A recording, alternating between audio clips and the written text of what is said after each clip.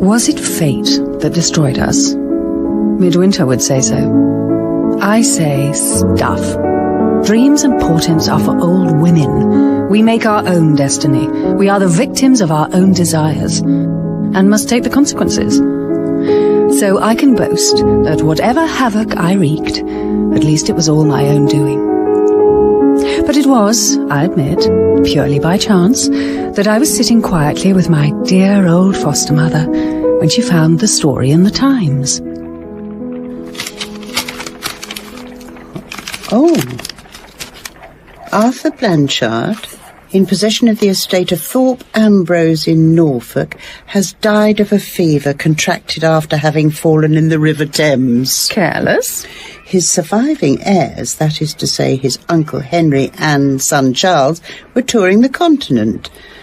On hearing the sad news, they hurried back across the Alps against advice and were swept to their deaths by an avalanche. Good advice, rarer than rubies. The next heir is a distant relative, the son of Arthur Blanchard's sister. This young man, who goes by the name of Allan Armadale, has been living quietly in the West Country since the recent death of his mother, and with no other surviving family, now inherits that Blanchard fortune and the estate of Thorpe Ambrose, one of the finest great houses in Norfolk. So why do you look at me like that, you old wretch? You might try your hand on this lucky young gentleman. What? Hook him, dear Lydia, hook him. With your own good looks and quick wits to help you. Please. My good creature, just listen to me. The question is not whether you were 35 last birthday. We'll own the dreadful truth and say you were. Bless you. The question is whether you look it. And you don't.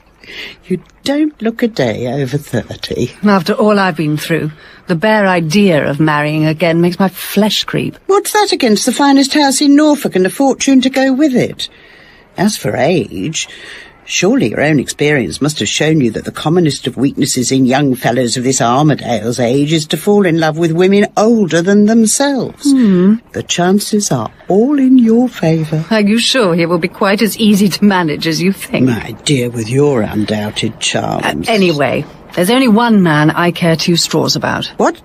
Who's this? Don't be alarmed, my dear Maria. He was laid in the grave many years ago, under the name of Beethoven. He keeps me company in my lonely hours. Lydia, dear Lydia, you know what a fascinating woman you can still be when you please. I suppose there can be no harm in finding out a little more information while I'm making up my mind. By all means. You have £20 of mine from the things you sold. 19. Use 10 to make inquiries. Let us find out when young Armadale stirs up the ashes in the family fireplace. When Mr. Armadale prepared to step into his new role as local grandee, he brought with him no family and no retainers, but he was not completely alone. He had with him a companion, young as himself, named Midwinter, who was his devoted friend. As he afterwards told me, Midwinter believed that it was fate that had brought them so close together. But it was I who cancelled and tore to pieces their sacred bond. Well, Alan, is this letter of any importance? Just another worry from those everlasting lawyers. I don't know why we can't sort it all out when we get there. The steward's cottage on the estate is vacant. Aren't I supposed Midwinter, old chap, you're going to live with me. Well, surely if I'm to be steward... I'll need to keep my new steward under my eye. So are you going to answer it? Well, the devil knows how. There are 2 applicants for the cottage. One is the lawyer himself, would you believe, Mr. Dodge. The other is a retired major. Here, read it yourself. Major Milroy, an invalid wife and an only daughter. Your lawyer has already been in correspondence with you. He should be preferred. I want the major. Why? The daughter is a young lady of 16. I have not the least doubt Miss Milroy is a charming girl. I would far rather have her pretty muslin dress flitting about my trees than a brown object in gaiters and a wig. Do be serious. I tell you what, let's leave it to chance. I'll spin. Heads the major, tails the lawyer. Now then, look out. Heads. Hurrah, the major it is. Chance is on my side. and Miss Milroy's. You don't mean to say you are really in earnest? I shall write at once. Dear lawyer person, Mr. Darch, that's it. Regret circumstances prevent, yours truly. Dear Major Milroy, come when you please, etc. God, people make such a fuss about letter writing. I find it easy enough, though. No, Alan, really? What? I have set our inquiries on foot. I went to the private inquiry office on Shadyside Place. Not the cheapest way of going to work. No, my dear Lydia, but the safest. The investigator and I understood each other in 10 minutes. A harmless-looking young man, but a regular Jesuit at a private inquiry. And one thing he has discovered is that there's an ornamental cottage in the Thorpe Ambrose grounds, and young Armadale has chosen to let it. The tenant is a half-pay major named Milroy, a meek sort of man by all accounts. With a bedridden wife, it's not been seen by anybody. So? So, the major has a daughter. A minx, turned 16, lively and nice-looking. Hateful little wretch. Dowdy in her dress. Thank heaven. And deficient in her manners. Thank heaven again. She's been brought up at home, but the governess has left. Her education stands woefully in want of a finishing touch. Ah. So I would be happy to hear how you mean to meet the double difficulty of inflaming Mr. Armadale and extinguishing Miss Milroy. Oh, give me the balance of my £19 and I've done, you old bitch. No. Forgive me. Oh, I'm in one of my tempers tonight. I want a husband to vex, or a child to beat. Your question was so shockingly abrupt, I really can't answer it. Ask me another. My dear Lydia, could it be the modest ambition of your life to become Miss Milroy's governess? Yes, if you please. If you will assist me by becoming my reference. Good. Then shall we leave off our fencing match and come to serious matters? A woman with your appearance and your abilities can go into any society she pleases with money in her pocket and a respectable reference. I will provide both. But my investment must be safeguarded. We will draw up an agreement. He will advertise for the post. What if he gives an address in London? Then goodbye to our chances. But if he gives an address in Thorpe Ambrose... And I fix my salary at a figure to tempt him. And a very tempting figure you have, my dear Lydia.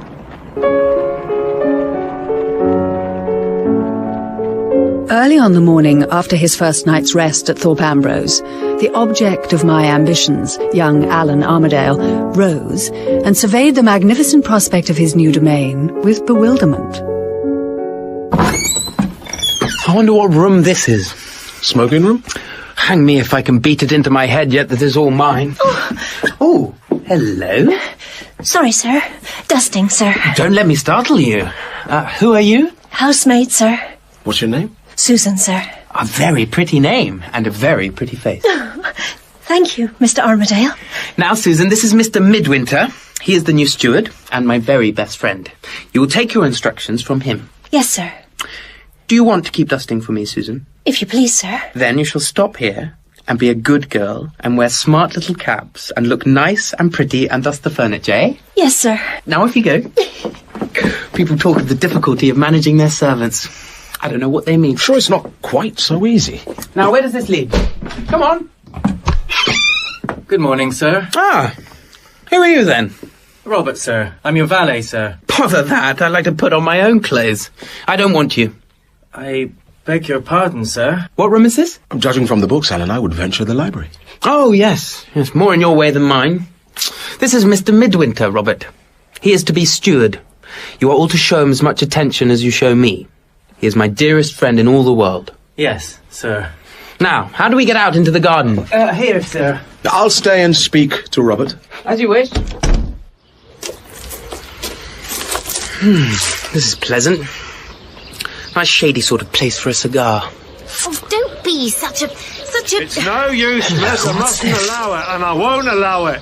What would Mr. Armadale say? If Mr. Armadale is the gentleman I take him for, you old brute, he would say, come into my garden, Miss Milroy, as often as you like, and take as many nosegays as you please.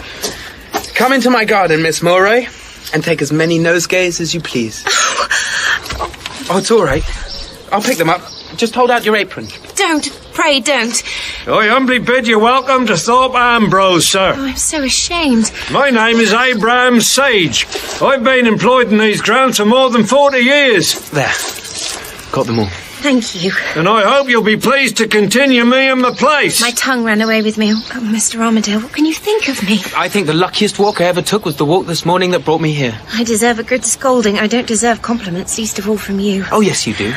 Besides, it isn't a compliment. It's true. You are the prettiest, most I beg your pardon, Miss Milroy. My tongue ran away with me that time. I humbly bid you welcome to Thorpe Ambrose, sir. My name is Abraham Sage. I have been employed on these grounds for more than 40 years. And you shall be employed for 40 more if you'll only hold your tongue and take yourself off. Oh, yes, sir. Thank you, sir. My dear Miss Milroy, you shall not be troubled with him at any rate. All the flower beds in the garden are at your disposal, and all the fruit in the fruit season. Oh, Mr. Armadale, how very kind you are. How can I thank you? By taking me with you on your morning walk. Shouldn't we have some other person with us? Surely I shouldn't take your arm until I know you a little better. I'm sure it's wrong. Where should we go? To where I live? To the lovely little cottage you've let to Papa. If you hadn't let the cottage, I'd have had to go to school. What, haven't you been to school? Never. There was Mamma's illness and then Papa's unfortunate speculations, so I had to stay at home as a comfort. I had a governess, but she left us to be married, so now we must advertise. Come along and I will introduce you to Papa. But isn't it too early? I'm sure he will be only too glad to see you. He will show you his clock. His clock? Clockmaking is his occupation, now that... It is a monstrous fine clock.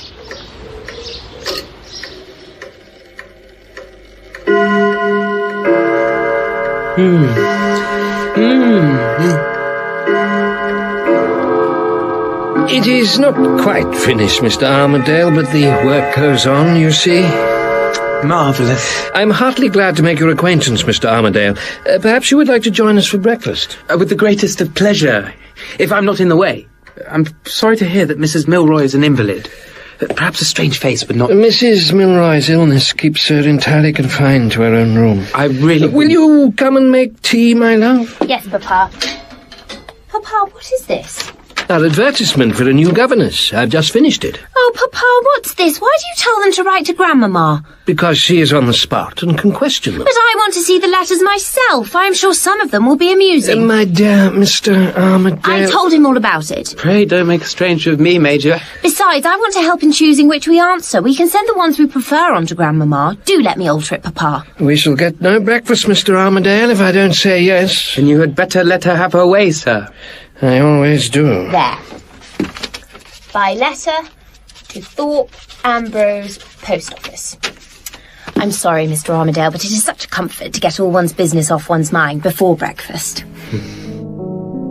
3 days later, one of London's newspaper boys got his business off his mind before breakfast, and the last of the morning's newspapers which he disposed of was the newspaper he left at my dear Mariah's door.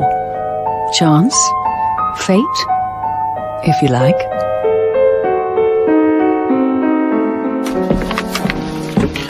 Hang it all, Midwinter. Stewarding already? Can't it wait? I have to get to grips with it somehow. I need instruction in all this. You promised me you'd find me someone. Yes, all right. What's the letter? From your lawyer, Mr. Darch. What does he say? I beg to acknowledge the receipt of your favour of honouring me with a proposal to act as your legal adviser. I have to inform you that circumstances have come to my knowledge relating to the letting of the cottage at Thorpe Ambrose, which render it impossible for me to accept your invitation. How dare he bully me? Well, if he's not going to be my lawyer, why should I be his landlord? I shall go to town and find another lawyer this minute. Perhaps I should... No, you look at the books. You've got the head for it. Heaven knows I haven't. Anyway, I might look in on our new neighbour, Miss Milroy. She is a darling, my dear fellow, a darling. So Midwinter looked at the books until his head ached, and he walked out onto the lane and away from the house, lost in thought, until he looked about and discovered he had lost his way. But advancing towards him was the figure of a man, a lean, elderly, miserably respectable man, a man fated, as Midwinter would say, to be my instrument and his mortal danger.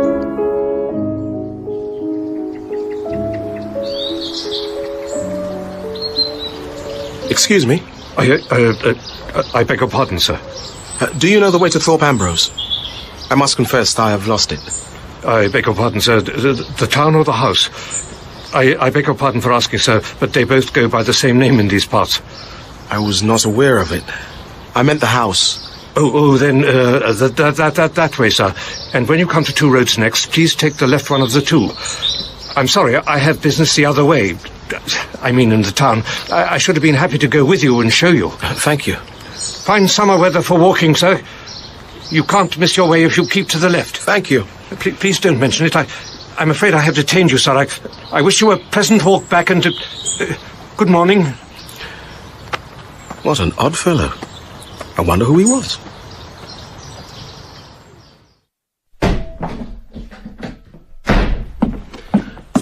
Cheer up. I found us a lawyer. Mr. Pedgift and his son. They're the two jolliest lawyers I ever met with. What's more, they can produce the very man you want to teach you the steward's business. Who? A chap called Bashwood. Used to be a steward, lost his place, some trouble with his son, fell on hard times, decent, elderly man, a little nervous in his manner, but very competent, very dependable. That's what Pedgift says. I wonder if I've already met him. What? Nothing. Oh, Alan, did you send a basket of strawberries over to Milroy's cottage? Yes, why? It came back with a note. Not a polite one. Mrs. Milroy's compliments. Strawberries invariably disagree with her. Poor Miss Milroy. She must have a hard life of it with a mother like that. I wonder how she is. Alan, if you really want to know, I think I can see someone in sprigged muslin loitering on... Where? There, see?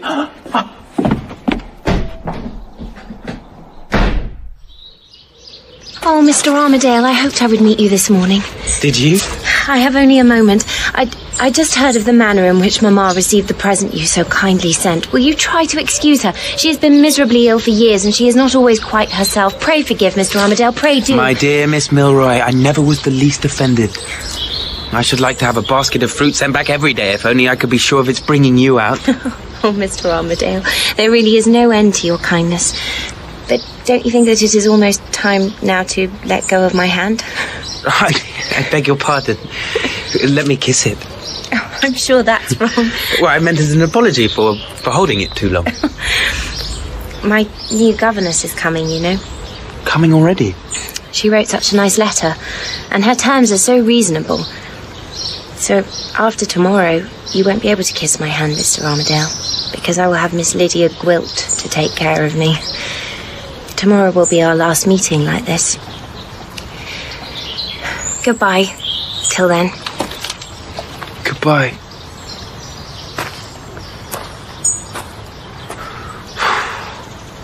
I wonder if it's time to become a married man.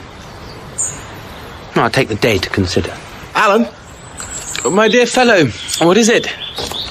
A note from Pedgift. Is it convenient for Mr. Bashwood to call tomorrow morning? Why is it? You must see to him. You will be dealing with him. I've got things to think about. Then I shall say yes. Oh, it's you, Mr... Bashwood. Did you find your way, sir, after we parted? Yes, thank you. I am ready to answer any question, sir. Mr. Pedgift told me that I must answer questions because of the trouble that lost me my previous position. Well, your testimonial would be quite enough for me. But as I have my master's interest to consider, perhaps I ought to know more. My son it was, you see, who... I got him a respectable place in a London office. I was his security. He turned out badly, sir. He behaved dishonestly. His employers agreed not to prosecute, but they came down on his security. I couldn't pay, sir. And Sir John couldn't have a steward with bailiffs after him. And so I... Where is your son now? He found employment with a private inquiry office. It suited him much better when I last heard. I see. Well, thank you, Mr. Bashwood. I must speak to Mr. Armadale, but then we will agree terms, I am sure. Oh, thank you, sir. Thank you. Whatever you say. Perhaps we might be guided by Mr. Pedgift. Yes, sir. Thank you, sir. Then I wish you a good evening, sir. Thank you, sir. Poor Midwinter. I don't know how he keeps at it. Bookkeeping like that would drive me to despair. But he is a good friend. So he does it for me, I suppose. Dear fellow. Oh, how I wish he was happier. I wish he could get to know Miss Milroy. He'd tell me I should marry her. I'm sure he would. Good morning, Mr. Armadale. Miss Milroy, please, won't you call me by my Christian name? I couldn't, just yet. May I not use yours? I don't like it.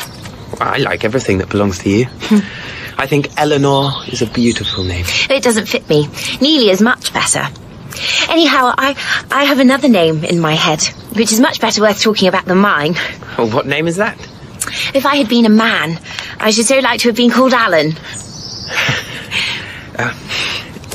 Neelie, Miss Milroy, there is something I would like to ask you. Yes?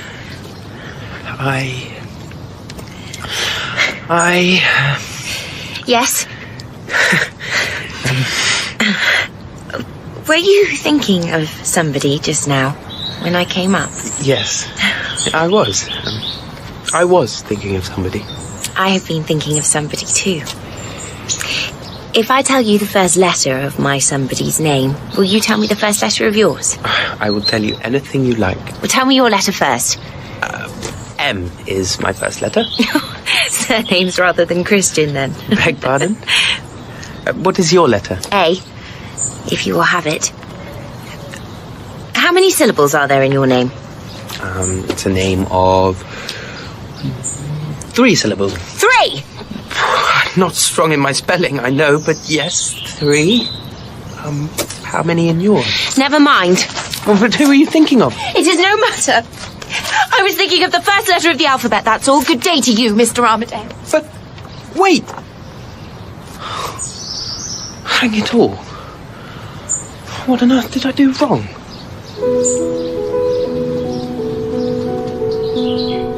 His stupidity, her pride. Little things, but they brought it on themselves and gave me my chance.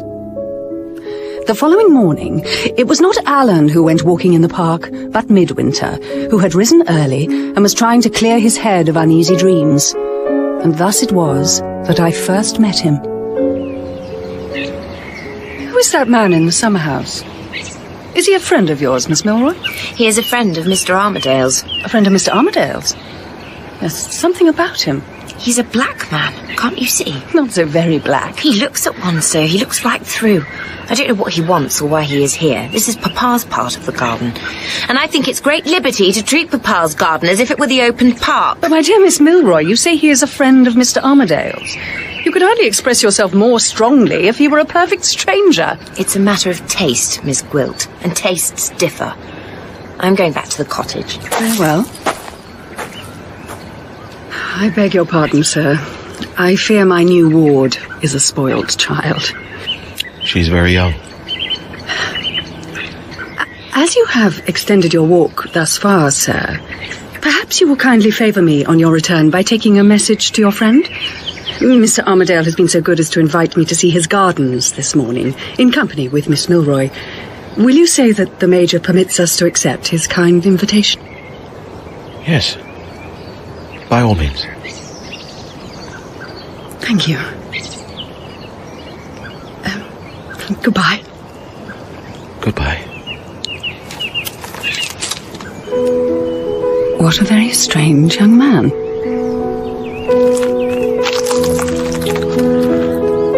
What an extraordinarily beautiful woman. My dear Maria, I have much to report. Let me begin with young Armadale. He is a rattle-pated young fool, one of those noisy, rosy, light-haired, good-tempered men whom I particularly detest. I have produced the right impression on him already, but heaven knows that is nothing to boast of. How do you do, Miss Gwilt. I say. Yes? When I was in the schoolroom, governesses weren't ever like you. I have testimonials. No, please. You mistake my meaning. You mistake me entirely. I only meant to say that... Yes? That I'm sure that, well, you know, you must come to us again. Come soon. You must promise. The only difficulty with him is the difficulty of concealing my own feelings. I really never saw a man whom I could use so ill if I had the opportunity. And he will give me the opportunity, I believe, sooner than we counted on. My pupil comes next. She too is rosy and foolish, and awkward, and squat, and freckled, and ill-tempered, and ill-dressed. And we can see what progress you have made. Euclid? No. Homer? Virgil? Goodness, no. French? I never can get on with it. It all goes wrong in my mouth. Music? Oh, yes, I adore music. Not those old dead people, but I love a polka.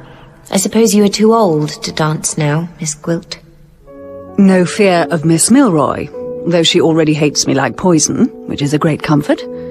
She has made the most of her opportunities with young Armadale, and she has been stupid enough to fall out with him. There has been a tiff, and it has not been made up. When I tell you she is obliged to observe how young Armadale already admires me, you will understand the kind of place I hold in her affections. A fair prospect, then, but there are two ugly spots. First, Mrs. Milroy. Rachel, give me my glass. Here you are. Older and older and sicker. My husband will soon be a free man. She is bedridden with a spinal complaint, incurable, a really horrible object to look at, and already insanely jealous of me. If she can turn me out of the house, she will. The Major is perfectly insensible. His wife's jealousy is as monstrous a delusion as any that could be found in a madhouse. But I own I will breathe more freely when Armadale opens his foolish lips and proposes to me, and sets the Major advertising for a new governess. The other spot? Armadale's friend, a Mr. Midwinter. Everything about this man is more or less mysterious.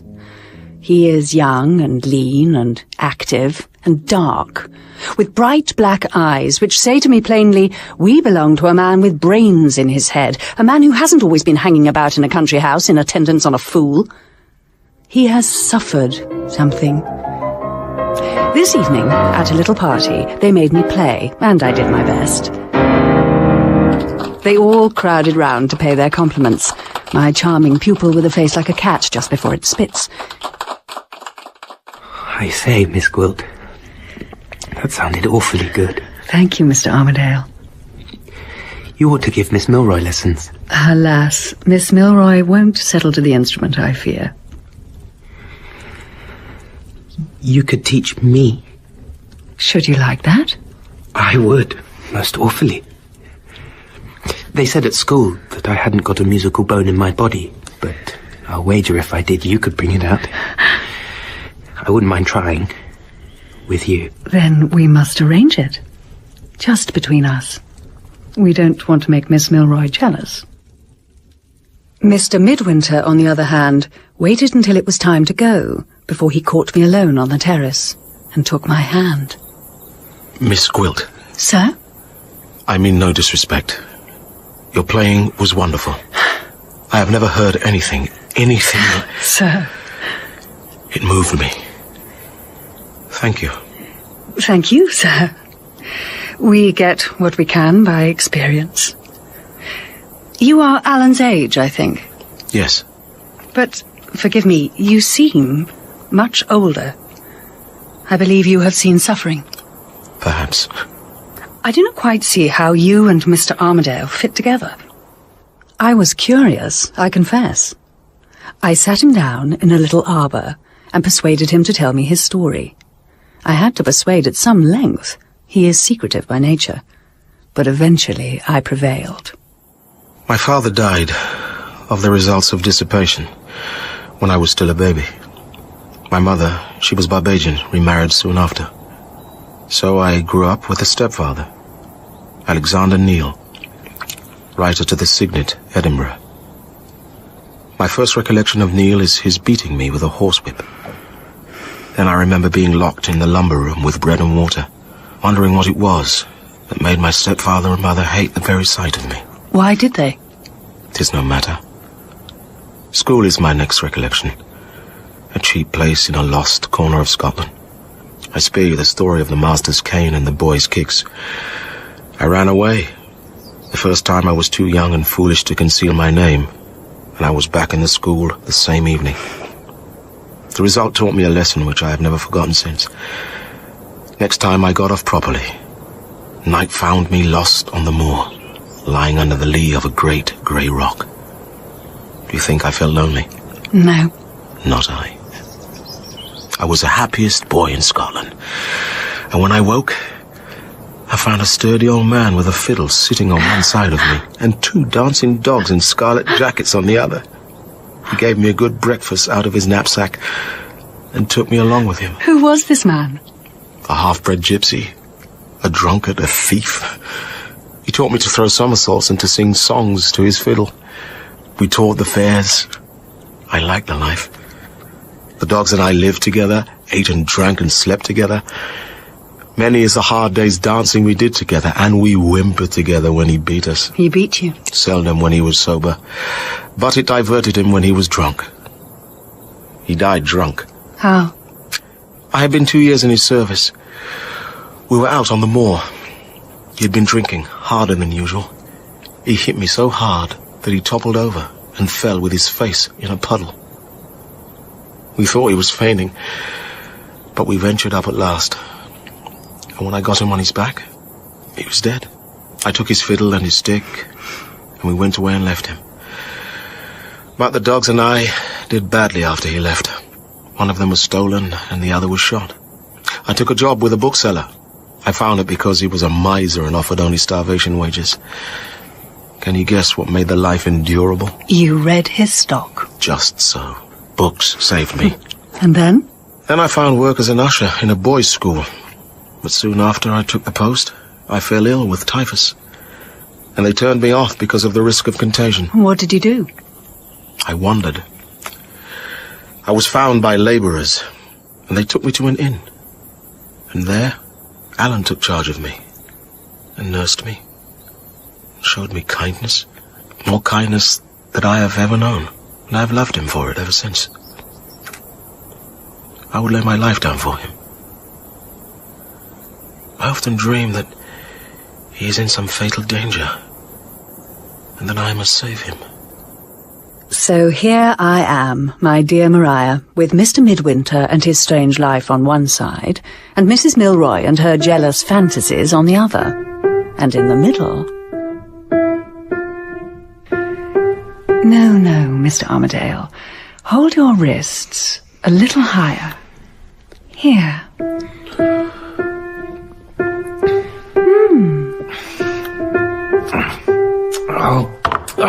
I'm hopeless. You play something, please. Very well. I wish I could have you here always to play for me. So, the young lout, Armadale, is hinting matrimonial intentions to me already. But Miss Milroy's eyes are sharp, and Mr. Midwinter's eyes have a fire in them which might not be easy to put out. I must take my chance. By the by, there is one other person who comes and goes here, an old man named Bashwood in the steward's office. He may be of use. When he first saw me, he stood trembling and staring. Did you ever see the boa constrictor fed at the zoological gardens? They put a live rabbit in his cage, and there is a moment when the two creatures look at each other. Mr. Bashwood reminded me of the rabbit. Oh, it is pouring out there. Cats and dogs ain't in it. You're late. Time just slipped away. Was there a party at the cottage? No, just the Major and Miss Milroy and Miss Gwilt. You seem out of spirits. No. What's the matter? I may as well tell you. It's nothing to be ashamed of. I only wonder you haven't noticed it before. I'm in love. Well, is Miss Milroy more charming than ever? Miss Milroy? I'm not in love with Miss Milroy. Well, who is it then? What a question to ask. Who can it be but Miss Gwilt? Miss Gwilt? I suppose you don't approve of it.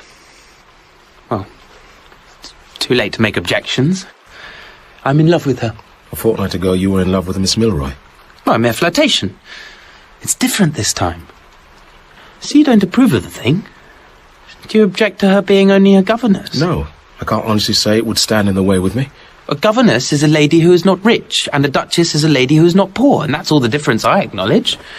Miss Gwilt is older than I am. Say 7 or 8 and 20. What do you say? Nothing. I agree with you. Do you think 7 or 8 and 20 is too old? If you were in love with a woman yourself, you wouldn't think 7 or 8 and 20 too old, would you? I can't say I should think it too old if you were really fond of her. Well, if there's no harm in her being a governess, and no harm in her being a little older than me, what's the objection to Miss Gwilt? I have made no objection. I don't say you have. You don't seem to like the notion of it, for all that. Are you sure of yourself? What do you mean? Are you really attached to this lady? Have you thought seriously about asking her to be your wife? I'm thinking seriously of it at this moment. Upon my soul. I worship the very ground she treads on. How long have you done that? Longer than you think. I know I can trust you. Don't. Nonsense. I wanted to consult you about it. You see, I've had private opportunities with Miss Gwilt. I understand. Well, don't you congratulate me? Such a beautiful, clever woman. I owe you more than that. Shake hands. Is there any help I can give? My dear fellow, how cold your hand is. I'm always in extremes. You said difficulties. She loves you. I mean, what difficulty can there be? I hardly know how to put it. As you said, I love her. She loves me. And yet, there is a sort of strangeness between us. One talks a good deal about oneself when one's in love. At least I do. I've told her all about myself, my mother, how I came in for this place and the rest of it. But she doesn't say much on her side. Did you ever ask her? Yes. She looked... I can't quite tell you how. She said, I shall have a melancholy story to tell you one of these days. But you look so happy, I have hardly the heart to speak of it now. Of course, I changed the subject directly. You would say the right words to her, but I'm a blundering sort of fellow. I don't want to distress her. Family misfortunes are such tender subjects. Some dreadful death, some infernal cruelty. But it struck me, the Major might be able to put me on the right track. It is possible. My notion is to speak to the Major. Do you mean to tell him what your intentions are towards Miss Gwilt? Well, I mean to feel my way first, and then tell him or not afterwards, as matters turn out. Indeed. There was that foolish flirtation of mine with Miss Milroy. Might be rather awkward, mightn't it, to propose to his face for his governess instead of his daughter? Alan, do be careful. If you speak to Major Milroy, think of what you say before you say it. I will. But so long as I have you to advise me. No. What? I am going away. What? I have been out of sorts. I need a walking tour. In this weather? I don't mind the rain. I thought nothing of it when I was a boy. Well, I suppose. But go tomorrow. Miss Gwilt is going to play for us this evening. You know you like her playing. Just give me a week or two away, up northward, to the Yorkshire moors. I will return better company for you and for your friends. You are the most obstinate man alive. If you will go, I have half a mind to go with you. And leave Miss Gwilt? You will come back? In a fortnight, I promise. Good night. Good night. Good luck with Miss Gwilt.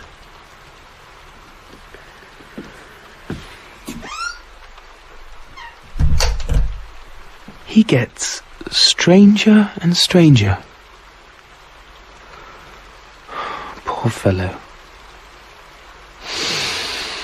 I wonder what she's doing. I wonder if she's thinking of me.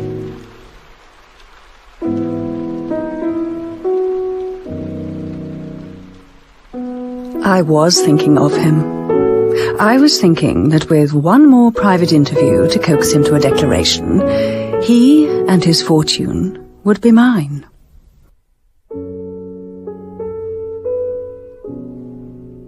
Has the postman come? No. Give me my glass. Rachel, give me my glass. Is there an excuse for poor Neelie's mother? Suffering can, and does, develop the latent evil that there is in humanity, as well as the latent good.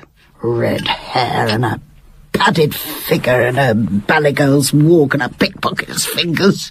Miss Gwilt. Miss! With those eyes and that walk. Miss! Before another week is over your head, my lady, you go. Mrs. Milroy's jealousy of her husband and me was insane and groundless, and she could find no way to attack me except by questioning the references that I had brought with me. She had sent a letter of polite inquiry to my referee, Mrs. Mandeville, but after 3 days without a reply, her impatience was breaking loose from all restraint. Here you are. A letter for you.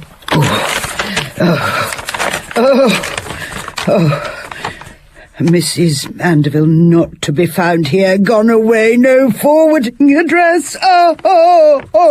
Something wrong? Thank God, yes. Miss Gwilt's an imposter. Miss Gwilt is an imposter. If I die for it, I'll be carried to the window to see the police take her away. There's another letter. For me? For Miss Gwilt. Where is she? Out for another walk. By herself. Can you open it and close it again so nobody knows? Can you spare the grey dress? The pearl grey silk? Yes. I've already steamed it for you. Here. Oh, my drops. I'm dreadfully excited. Don't hurry. No signs of her yet. My dear Lydia, I have only a moment to tell you I'm obliged to leave on business. 3 or 4 days. Your letters will be forwarded. I agree with you that it is very important to put him off the subject of yourself and your family as long as you safely can. Oh! Have you done? Can I close it up again? Yes. Anything more? Have the scarf. The scarf to go with the grey dress. Yes, ma'am. Thank you, ma'am. How to make the best of this. If only I could lay my hand on some man I could trust. If only I had someone to help me. Mamma, may I come in? What do you want? I've brought up your breakfast, Mamma. For once. Very well, come in. I thought I should like to bring you up your breakfast. For once in a way. What's wrong? You look out of health and spirits. Something's vexed you. What is it? I didn't want to stop in the breakfast room, that's all. Who's vexed you? Has Miss Gwilt anything to do with it? Mamma, you read my thoughts. I declare you frighten me. What's the matter? What is it? Come on, about Miss Gwilt? What is it? I can't bear her, that's all. I shall throw something at her head if we go on much longer like this. I'll go to school. I'll do anything to get rid of Miss Gwilt. What have you got to complain about? Nothing. I don't care. I hate her. Why don't you speak to your father? She's always on her best behaviour with him. No. Now you've come to the right person. Go on abusing Miss Gwilt. I like to hear you. I hate her too. Why do you hate her? Oh, never mind. Why do you? Because she's trying... Trying what? Trying to make somebody who is much... Much too what? Much too young for her. Marry her? Yes, Mamma. Who is it, Neelie? You will never say I told you, Mamma. Oh, never. Who is it? Mr. Armadale. I see. A blind. She does it to throw sand in my eyes. What? Never mind. Is she likely to succeed? He is infatuated. I haven't the patience to talk about it. Has he spoken to you about it? No, it's bad enough he should have told Papa. He spoke to your father?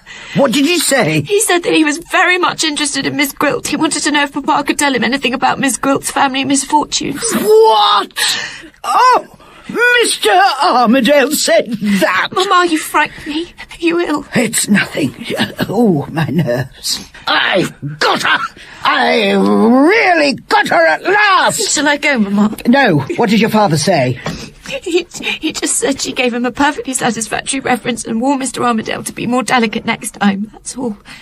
Let him marry her if he pleases. I don't care. I should like to go to school, only I haven't the heart to tell Papa. We don't have our talks anymore.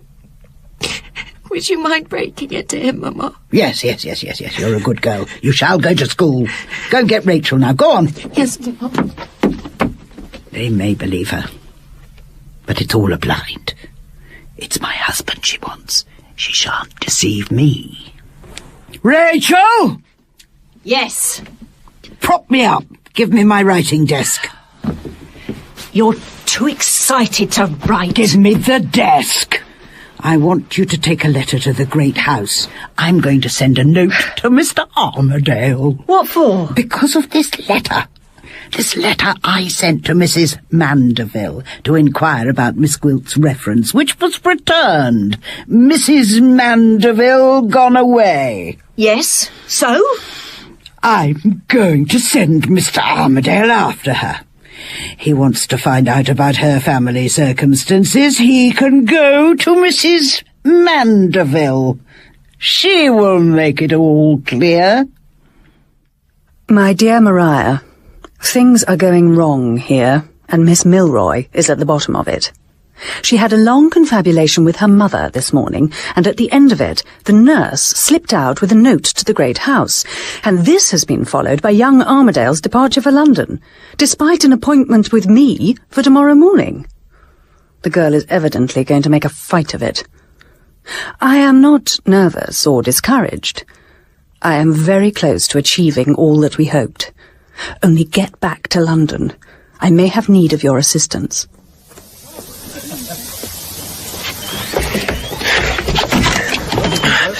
Oh, Miss Pedgift, that's awfully kind of you.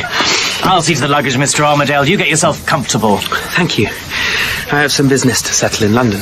Oh, delighted to keep you company, sir. Any business in particular, sir, as your new lawyers, if there's anything with which we can assist. No. Unless, of course, there's a woman in the case. Have you decided on somewhere to stay? No. Perhaps I might recommend. Oh, by all means.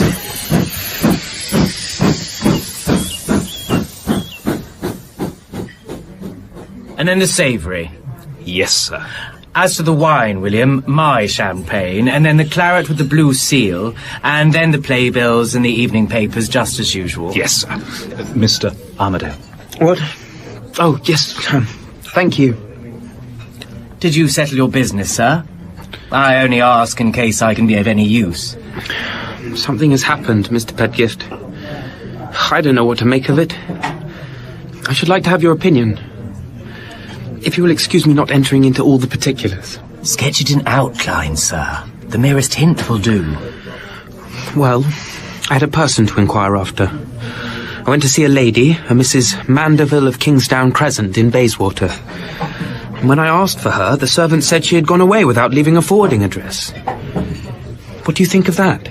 Perhaps I might be allowed to ask generally whether your business with Mrs. Mandeville is of a nature to interest you in tracing her. Certainly. I have a very particular reason for wishing to see her. Then I could help you find her, sir. Could you? If you wouldn't mind leaving the thing afterwards entirely in my hands. With all the pleasure in life. And if necessary, when the time comes, leave it in mine.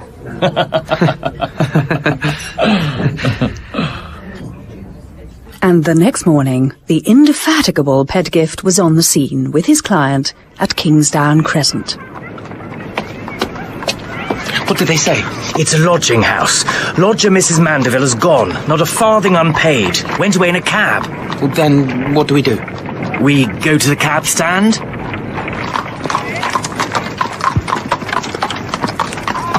Hop in, sir. I found the man. He remembers the lady, and he thinks he can find the place he drove her to. May we depend on him? I think so, sir. This doesn't look very likely. No. Here it is, gentlemen. The house at the end. This can't be the place. There must be some mistake. Well, suppose we inquire. Very well.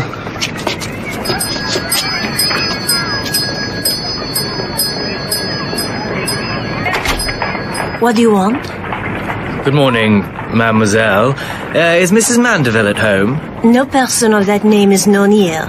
Perhaps they know her next door. Perhaps. I rather congratulate Mrs. Mandeville on not being acquainted with that young lady. The other door is a doctor. Look, Dr. Downward. In the absence of any further information, sir, what do you say to my making some inquiry about that house? Well, there can't be any harm, I suppose, in making inquiries. Very good, sir. Shall we meet again at the hotel? You seem to be in low spirits, Mr. Pedgift. Couldn't you get any information? I've had 3 different reports, and they've all said the same thing. Yes? If you take my advice, sir, you will not stir another step in this inquiry. What? It is just possible that the cabman was mistaken. I strongly recommend that you take it so. No. Out with it. What did you hear? Very well, sir. If you will have it. But don't blame me, Mr. Armadale. I tried to spare you. The house where we spoke to the young lady is a house of ill repute. Ill repute? What repute? I mean, sir, that it... Good Lord! What do you mean? Then that young lady herself, the lady you spoke to, is... Yes, sir. Good Lord! I had no idea. What about the other place? The doctor. He is associated with the business. How so? Well, sir, the young ladies need a doctor, of course, when they... I see. Awfully sorry, sir.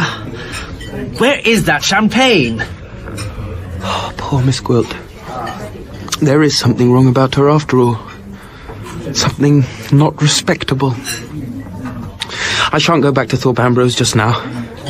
I can't see her. But I can keep her miserable secret. And I will.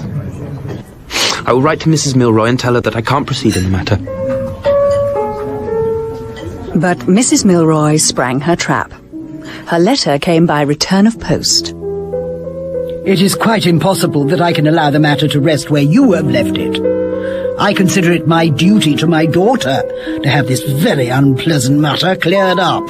And then came a letter from the Major. Mrs. Milroy has informed me that Miss Gwilt has exposed herself to the suspicion of having deceived us by a false reference. I was told to apply for all particulars to you. I beg to ask what these particulars are. And then when Allan had refused to supply these particulars, came another. Your refusal to answer my questions can be interpreted in only one way, as an implied reflection on my governess's character. Allow me to remark that our idea of the conduct which is becoming in a gentleman differs seriously, and permit me on this account to request that you will consider yourself for the future as a stranger to my family and to myself. One wretched, bedridden invalid had thwarted me.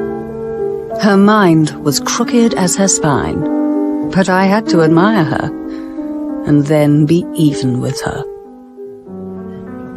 Perhaps you'll allow me to suggest, by way of preparing you for something a little unpleasant, that we shall want a particularly good dinner today, and then something at the opera. A little unpleasant? Do you mean from Thorpe Ambrose? Yes, Mr. Armadale. Well, it can't be worse than the Major's letter. I fear it can, sir. I have received a letter from my father, who wishes to communicate some happenings there. What happenings? Scandal, sir. Scandal? Miss Gwilt has requested permission to withdraw herself from Major Milroy's service. The opinion of the town is that she's had to do this in order to defend herself against undefined imputations cast on her by someone. Oh, no. She has established herself in lodgings in the neighbourhood. She has a letter from the old lady who wrote her reference, full of virtuous indignation and offering the fullest inquiry. Oh. The letter has been shown publicly, and Miss Gwilt is considered to be quite a heroine. There is a movement on foot to get her employment as a teacher of music. She has visited my father and told him that she doesn't blame Mr. Armadale, but everyone else does. It is roundly stated that you have been prying into Miss Gwilt's affairs with the most dishonourable motives. My father suggests you should return to Thorpe Ambrose. Oh, the devil! No one will say that I'm remaining in London because I'm ashamed to show my face. Where's the timetable? I'll have a special engine. I must and will go back instantly. Hurry back, Mr. Armadale, hurry back. Your dearest Lydia is waiting. She is not done with you yet.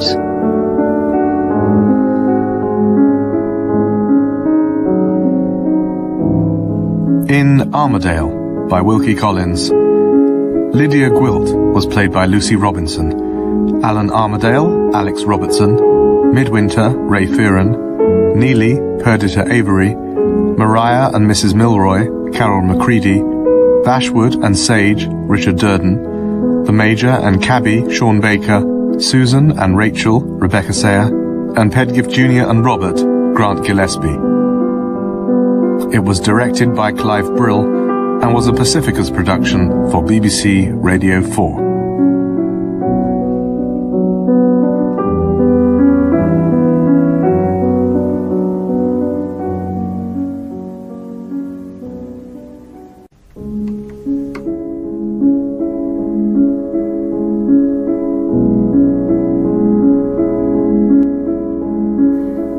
Some say we are ruled by fate.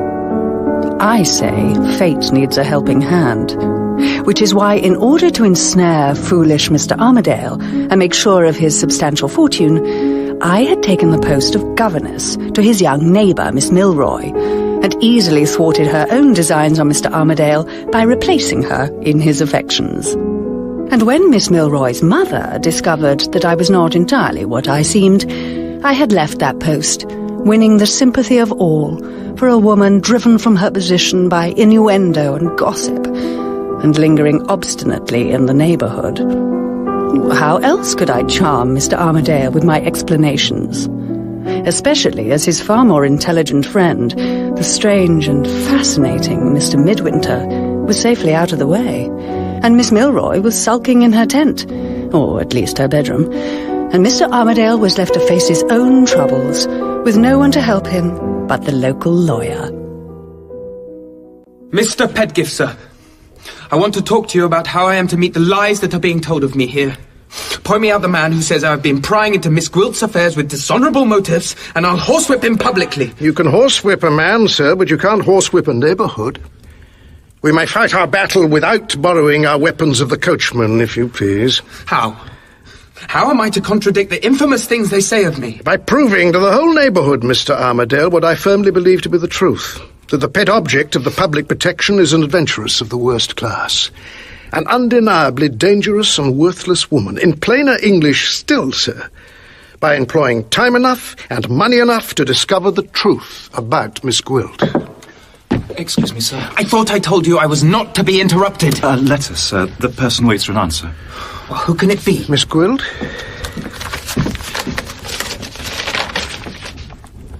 It is Miss Gwilt. I've known a good many of them in my time, sir. Not as handsome as Miss Gwilt, I admit, but quite as bad. What does she say? She wants an interview. As an act of justice towards a friendless woman whom he has been innocently the means of injuring, and who is earnestly desirous to set herself right in his estimation. What a lawyer she would have made if she'd only been a man. I can't treat this as lightly as you do, Mr. Pedgift. I was very fond of her once. Do you actually contemplate seeing Miss Gwilt? I can't treat her cruelly. I've been the means of injuring her. I can't treat her cruelly after that. Mr. Armadale, may I ask you a question or two before you go straight to your own ruin? Any you like. Do you think anything she says is to be relied on? After what you and my son discovered in London? The unaccountable disappearance of her reference, Mrs. Mandeville. And this Mrs. Mandeville's apparent association with the house of ill repute? Miss Gwilt might explain it. My dear sir, she's quite certain to explain it. I will do her justice. I believe she would make out a case without a single flaw from beginning to end. If you see that woman again, sir, you will commit the rashest act of folly I ever heard of in all my experience. You propose to see her? And to let her work on you with her devilish beauty and her devilish cleverness in the character of your interesting victim? There's a wild beast show coming to our town next week. Let the tigress in, sir. Don't let in Miss Gwilt. I can't decline. I don't know how. Here, sir, take pen and paper. And write. Mr. Armadale presents his compliments to Miss Gwilt and regrets that he cannot have the pleasure of seeing her at Thorpe Ambrose. It seems brutal. Sir? Have this note taken to Miss Gwilt's messenger. Here. Sir. Now, sir, let us put my opinion of Miss Gwilt to a practical test. Do you think she's likely to persist in paying you a visit after the answer you have just sent to her? Impossible. She is a lady. She will never come near me again. But I say she will snap her fingers at your letter. I say she's in all probability waiting her messenger's return in or near your grounds. I say she will try and force her way in here. No. Then permit me to give orders that you're not at home. But... If you are right about Miss Gwilt, it's a mere formality. If I am right, it's a wise precaution. Very well. If you must. Sir? If Miss Gwilt calls here, Mr. Armadale is not at home. Sir? I've stopped her out now, at any rate. We may go on with our conversation. No offence to you, but it is not a very pleasant one. Get it over as soon as possible. Let me, put my point, sir. Very well. All Miss Gwilt's proceedings show me that she's an old hand at deceit. The moment she's threatened with exposure, she leaves the Major's service in the character of a martyr. Once out of the house, she boldly stops in the neighbourhood. She shows everybody that she's not afraid of another attack on her reputation, and she's close at hand to twist you round her little finger. You put it very cleverly. Differ with me as you please, sir, but don't make up your mind fully until events have put those two opposite opinions of ours to the test. I agree with you that no lady worthy of the name could attempt to force her way in here after receiving your letter. But I deny that Miss Gwilt is worthy of the name. I say she will try to force her way in here in spite of you. And I say she won't. No. Yes. Sir, anybody for me? Miss Gwilt. Thank you, Robert. Sir. What do you think of Miss Gwilt now? Can't be the means of disgracing her. Then will you take the precaution of having her privately watched to prevent her doing any more harm? No. But what you're not willing to do for your own security, you might be willing to do for another person. What other person? Miss Milroy. Miss Milroy? I met her in your park, Mr. Armadale, on the way to see her father, and found her in some distress. Why? Because of the parting interview she described to me between her governess and herself. Your mother, Miss Milroy, has declined to allow me to take leave of her. Do you decline too? We have not been good friends, and I believe we are equally glad to part with each other. But I have no wish to decline taking leave of you. Shall we shake hands? You are not Mrs. Armadale yet. You shameless creature, how dare you say that to me? Nobody ever yet injured me, Miss Milroy, without sooner or later bitterly repenting it. You will bitterly repent it. It would seem that Miss Gwilt believes that the proceedings in London which led to her discomfiture were set on foot by Miss Milroy in order to advance herself and injure her governess in your estimation. I'd do anything to help Miss Milroy. You don't know, Mr. Pedgift, what reason I have. I'd do anything. Then give me your authority, sir, to protect her from Miss Gwilt. How? I answer for finding a person who will keep watch on her delicately and discreetly. Do as you like, and don't torment me any longer. Many thanks, sir. I wish you a good evening. If only I had Midwinter back again. But Mr. Midwinter had taken himself off on a long walking tour in order to extinguish his passion for me in cold Pennine rain. Fortunate Mr. Bashwood, on the other hand, was coming to meet me. He was walking down an unfinished street in a lonely suburb of Thorpe Ambrose, on the wrong side of town. But Mr. Bashwood's false teeth were brilliantly white, and his wig was carefully brushed. The truth of the matter is, he was my slave. I wish I was the ground she treads on. I wish I was the glove on her hand. Mr. Bashwood! Oh. What a surprise to find you here. I thought none but the wretched inhabitants ever ventured near this side of town. I am followed and watched. There's a man behind the corner there. We must look as if we met by accident. Oh, but I... Ask me what I'm doing. Out loud. Directly. You shall never see me again if you don't leave off trembling and do what I tell you. What are you doing, Miss Gwilt? I am trying to earn a little money by teaching music. If you are able to recommend me any pupils, Mr. Bashwood, I would be obliged to you. Has Miss Milroy met Mr. Armadale? No. They're bound to make it up, and I must know of it. Ask me my terms for teaching music. What are you frightened about? It's me he's watching, not you. What are... Louder! Or I'll go to somebody else to help me. What are your terms? Don't be angry with me. My heart beats so you'll kill me. Oh, you poor old dear. What business have you with a heart at your age? Be here tomorrow at the same time. 5 shillings a lesson. I'm sure that's reasonable. If that girl manages to speak to him and I don't hear of it, I'll frighten you to death. If I do hear of it, I'll kiss you. Hush. Say good night. I'll give you one of my flowers. Good night. Good night, Mr. Bashwood. Don't forget my terms. Oh, if only I was young again. She might have liked me when I was 20. I walked on towards the open country, with my watcher following. Then, in the distance ahead of me, I caught sight of another figure approaching. Midwinter. I turned to face my spy. My compliments to Mr. Armadale, and tell him I've seen you clearly, watching me. Watching you? I'm not watching you. Take your hat off when you speak to a lady, you blackguard, or I'll take it off for you. It's well for you, you're a woman. I wonder if I'm strong enough to throw you into the ditch after it. Try it. You're welcome to put your arms around me if you like. What's this? Miss Gwilt? Oh, is it possible, Midwinter? Can it really be you? What's the matter? Oh, Mr. Midwinter. Is this man bothering you? You don't know how glad I am to see you. May I trouble you to speak to him? He has been annoying me all the way from town. Hey, you. No, wait, let the wretch go. You don't know who his employer is. His employer? But... May I ask for the support of your arm? My little stock of courage is quite exhausted. Strange things have happened since you left us, Mr. Midwinter. I have been forced to give up my situation, and I am followed and watched. What? Why? Who is responsible for this? Let me compose myself before I say anything more. Do you mind seeing me safe back to my lodging? Take my arm. Oh, thank you. I am treating you like an old friend, but God knows I want one.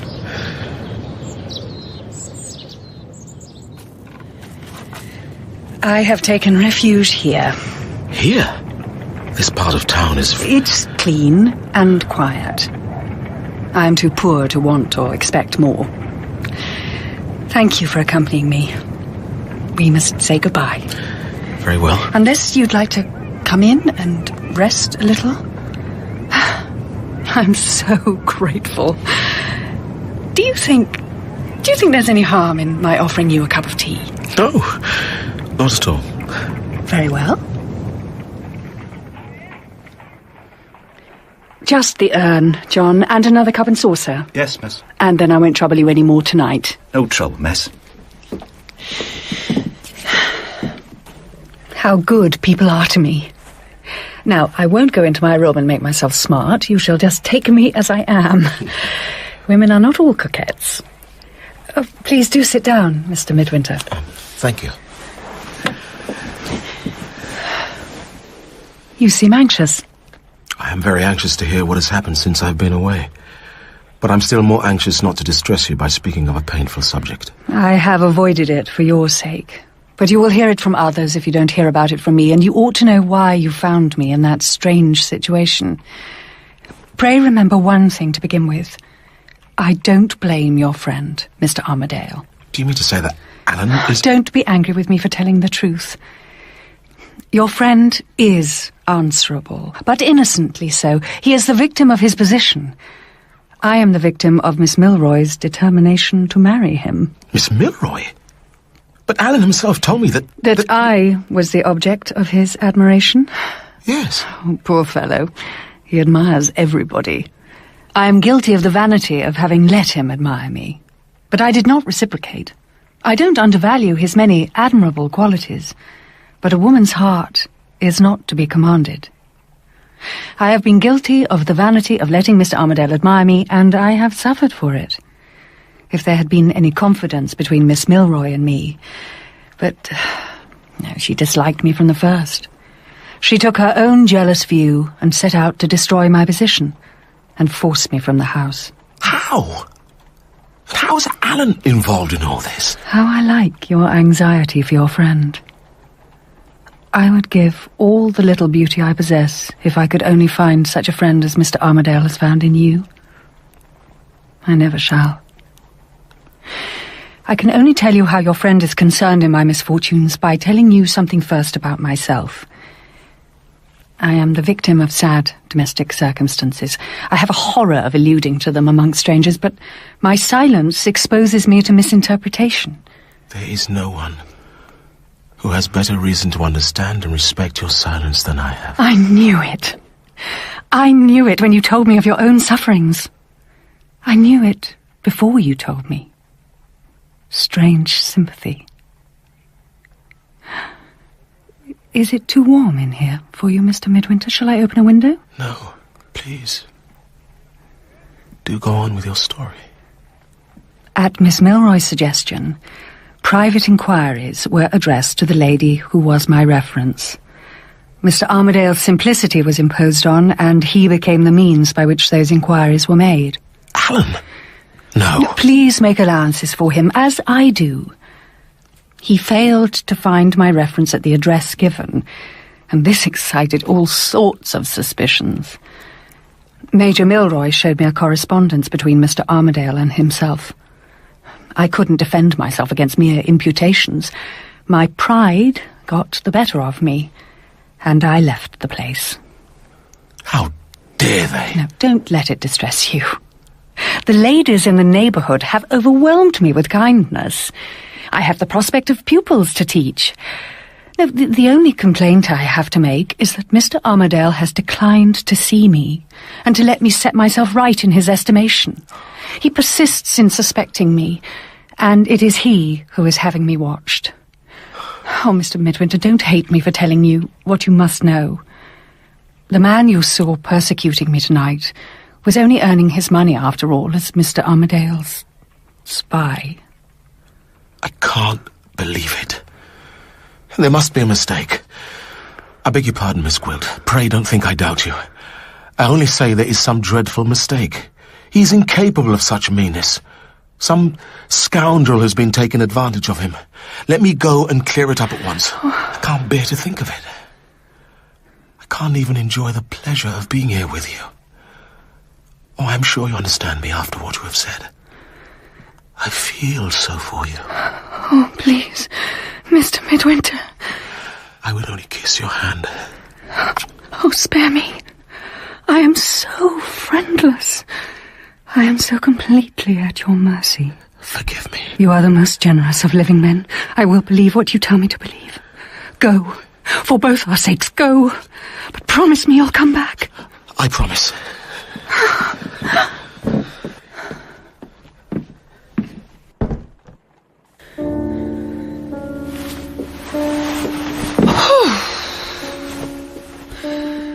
And off he goes. Without a backward look. Charming. And yet, he loves me, I believe. It is even baser work than I bargained for to deceive poor Midwinter. Oh, you are a strange creature, Lydia. Have you got any conscience left? And has that man aroused it? Your colour is very high, my dear. Your eyes are bright, and you are still the fairest of them all. Oh, what am I doing? Am I mad enough to be thinking of him like that? No. Now I shall undress and go to bed. One of two good things will happen tomorrow. If they don't quarrel, the doors of Thorpe Ambrose will be opened to me. And if they do, I shall find my way in on the purely Christian errand of reconciling them. Where's my wrap?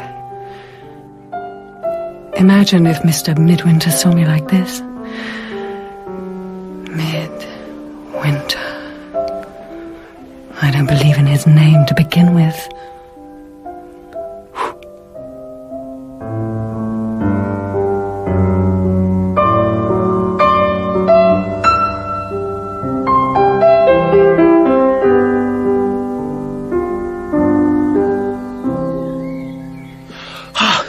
My dear Midwinter, am I awake or dreaming?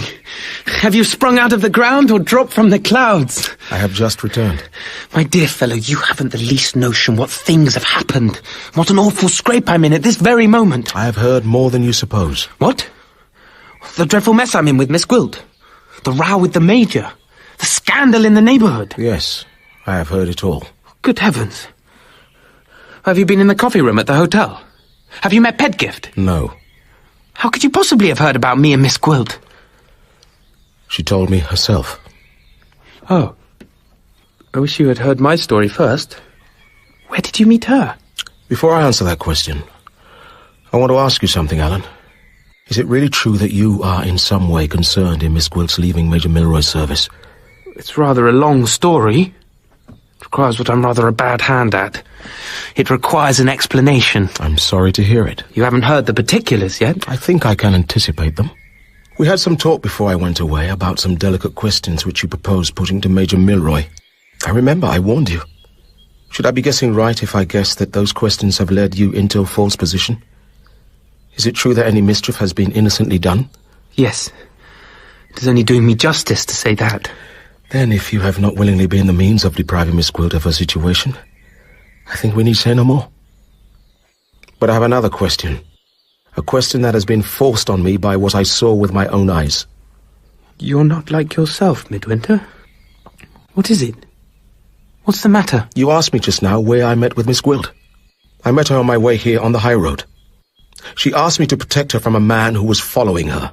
I saw the scoundrel, and I should have laid hands on him had she not prevented me. She gave a very strange reason for stopping me. She said I didn't know who his employer was. She told me two things. That the man who had been following her was a hired spy. She told me next what I believe with my whole heart to be a falsehood, which has been imposed on her as the truth. She told me that the spy was in your employment. I must explain myself. More explanations. You don't know what I know. You don't know that what I have done has been done with good reason. Miss Gwilt has threatened Miss Milroy. I don't want to hear about Miss Milroy. Good God, Allan! This spy has your approval? Will you, or will you not let me explain? Explain the employment of a spy? What? Having driven Miss Gwilt out of her situation by meddling with her private affairs, you meddle again by the vilest of means? You set a watch on a woman whom you yourself told me you loved only a fortnight since. You won't hear me. Tell me you are a stranger to the employment of that man, and I will hear you willingly. Suppose there should be a necessity for employing him that you know nothing about. For the cowardly persecution of a helpless woman? You mightn't think her so helpless if you knew the truth. And are you the man to tell me? I can't account for the violence of your feeling in this matter unless... What? Unless you yourself... I what? You are sweet on Miss Gwilt. What right have you to say that? I told you, when you thought I was sweet on her. Come, it's a little hard, even if you are in love with her, to believe everything she tells you and not to let me say a word. Is that how you decide between us? To choose between the employer of a spy and the victim? I side with the victim. I have a temper to lose as well as you know. Remember old times.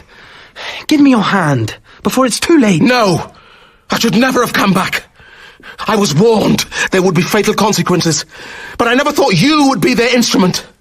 You were so kind to me when we first met. I set aside the prophecy, but now you reveal yourself. Midwinter, what do you mean? You're raving! Get away from me! You blackguard! Midwinter! Step back! I won't be responsible. You think I wouldn't? Try me. Please! I shall deal with your spy. At any rate.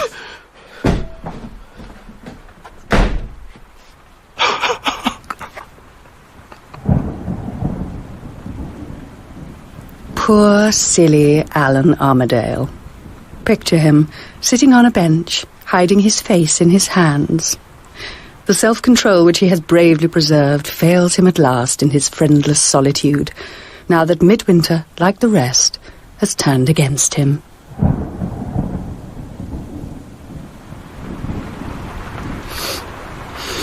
Sir? What is it? The coachman's wife, sir. What about her? She's seen Miss Milroy out in the park sheltering under a tree, sir. She thought she ought to ask her into the house. No, but I'll do it. Fetch me an umbrella. A big one. Yes, sir. You must come indoors. No. You must. Please. You know my father has forbidden any communication between our houses. Please don't treat me as cruelly as your father. He's a mistaken impression of things, I promise you.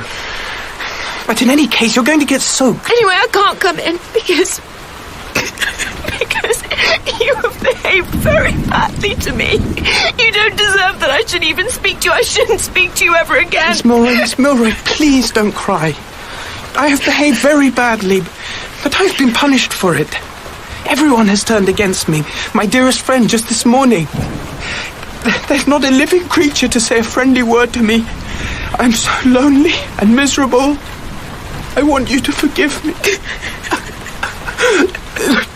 Please, don't cry. You'll break my heart.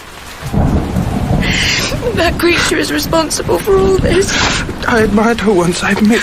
But I've learnt my folly, Miss Milroy. Please believe me. I've learnt my lesson. Oh, Mr. Armadale. My dear sweet girl.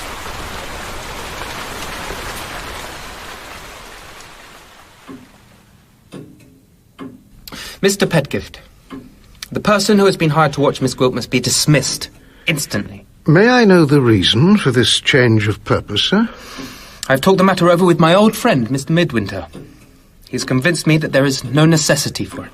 But it is quite plain that Miss Gwilt has succeeded in twisting Mr. Midwinter around her little finger. That is none of our business.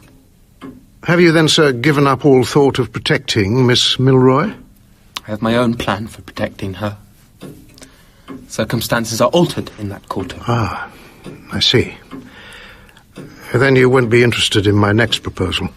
What is that? The whole mystery of Miss Gwilt's character may turn on a question of identity. It would not cost much to have a detective officer from London who could take a look at her. Her face may be known to the police. Mr. Pedgift, you persuaded me the last time we spoke to do something I am now heartily ashamed of. You won't succeed in persuading me again. If that is the light in which you see my advice, sir, you leave me no alternative but to resign the honour of acting as your legal adviser. I'm sorry to hear it, but I have suffered enough through interfering with Miss Gwilt. I won't stir any further in it. Then neither shall I. But mark my words, Mr. Armadale, you're not at the end of this business. Someone may yet let in the light upon Miss Gwilt. Good day to you, sir.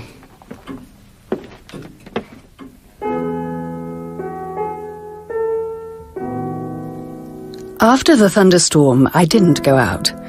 I waited for Mr. Midwinter to come again. The weather cleared up, the people walked out in their Sunday clothes. I sat dreaming at my wretched little hired piano, nicely dressed and looking my best. But no Midwinter appeared. He promised he'd come back. Where is he? He's out in the street. Why doesn't he come up?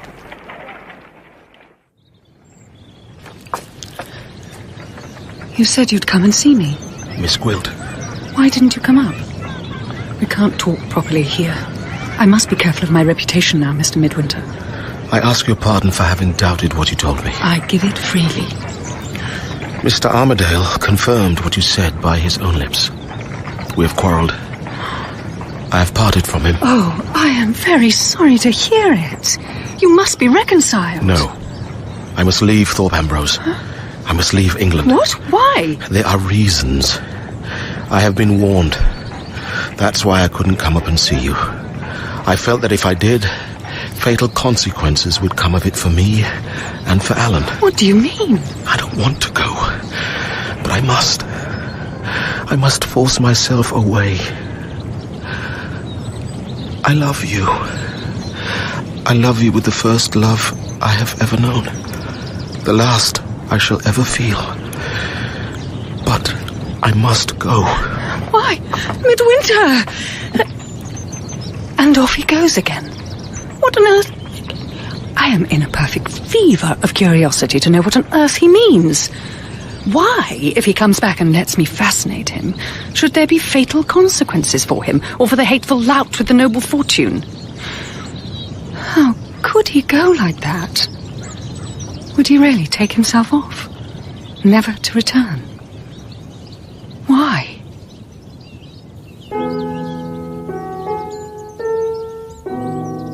I longed to see him again and ask him what he meant by it. I got quite superstitious about it as the day drew on. They gave me a cherry pudding with my dinner. He will, he won't. He will, he won't. I actually tried if he would come back by the stones on the plate. He will, he won't. John! Yes, miss? Take it away. Yes, miss? He will. He will. Is that miss? No, nothing. The day wore on. I borrowed the railway timetable. No trains on Sunday. He can't go away till tomorrow, even if he wants to. I consulted my looking glass. It said, "Beautiful thing. He won't let the evening pass without coming back to look at your window again." I got behind the window curtain and waited. And sure enough, there he is, Midwinter. I slipped out the back way and came up beside him as he turned away down the road. I must and will speak with you. Miss Gwilt. Not here. I'll walk on. Follow me. My other watcher seems to have been called off for some reason. He said nothing in reply. What was going on in his mind I couldn't pretend to guess. He hung back. You look as if you were afraid of me. I am afraid of you. And of myself. Not encouraging, not complimentary. I was half inclined to wish him good night. I led the way out of town and through a little wood, he following all the while. There was a dip in the ground and a little pool beyond, all white and shining in the twilight. I sat down on a tree trunk and looked back for him. Come and sit by me here. Why am I so particular about all this? The place made an unaccountably vivid impression on me. If I end badly, suppose we say on the scaffold, I believe the last thing I shall see before the hangman pulls the drop will be that little shining pool. Don't despise me. I am obliged to bring you to this lonely place. I should lose my character if we were seen together. You have said some very strange things. I must know what they mean. It's too late. Ask me something else. Ask you what? Ask me if I love you.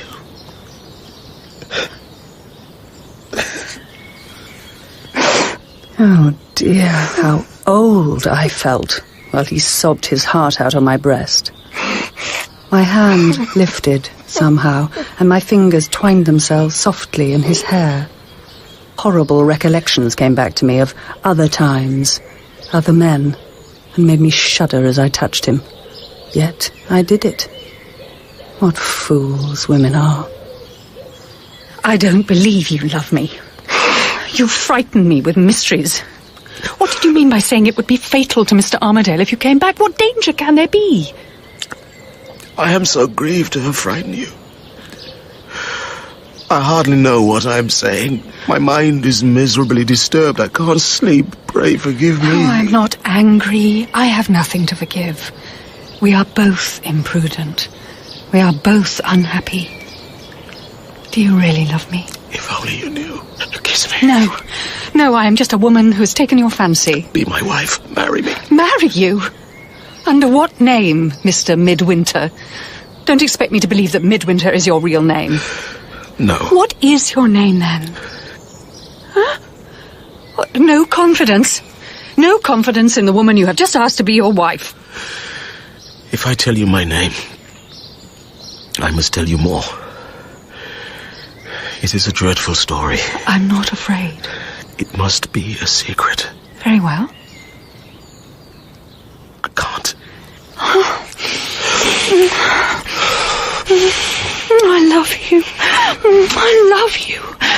Oh, now will you tell me? I can't. Oh, I hate you. Just leave me instantly and never see me again. No. You have given me back my courage. You shall know who I am.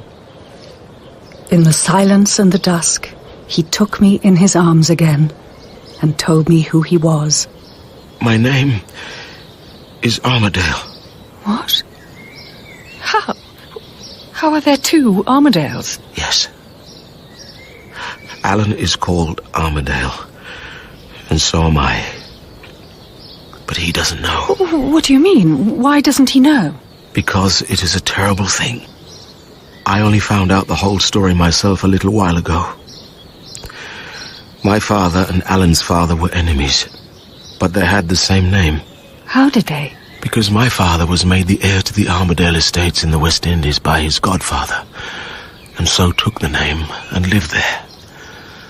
The real heir, who already had the name of Armadale, but had been disinherited for his dissolute ways, came to Barbados for revenge. A duel? No.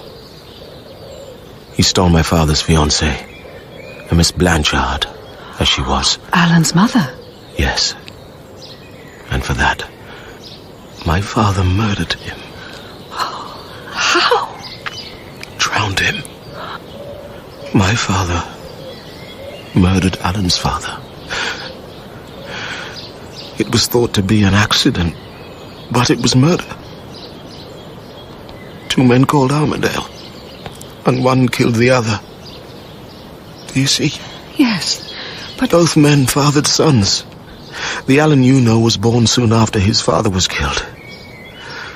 But his killer went on to marry an unfortunate Barbadian woman. And I am the fruit of that union. My mother also named me after my father. Allan Armadale. Two Allan Armadales. Do you see? But how do you know all this? Solicitors in London. They found me out after I met Allan. By advertisement. They had a letter for me. My father's confession of his crime, dictated on his deathbed, and a small sum of money. All that remained of his estate. Your name is Allan Armadale. Yes. How absurd. Oh, well, that's why they hated you. Your mother and your stepfather, they knew the story. Yes. My stepfather knew I had a murderer's blood in my veins, hence the horsewhip. And my father, my dead father, in his letter to me, urged me to avoid the other Allan Armadale. He said that any meeting would be fatal. Put the mountains and the seas between you, he said. And I dream. Sometimes every night I dream that I'm bringing harm to Allan, or he to me. But what lifts me above all the evil of our past is my love for him. When he cared for me out of the generosity of his heart, the first to ever do so, he won mine. So this is all in the past. Why be afraid of it? Because of my dreams. I dream that Allan, that I will be the cause of Allan's death, or that he will be the cause of mine. This is nothing. I have the same dream over and over. It haunts me. My dear, this is nothing. No. I must go away. Come with me. Lydia, come with me. I must think. You must give me time to think. Of course. Until tomorrow. I will send you a note. Very well.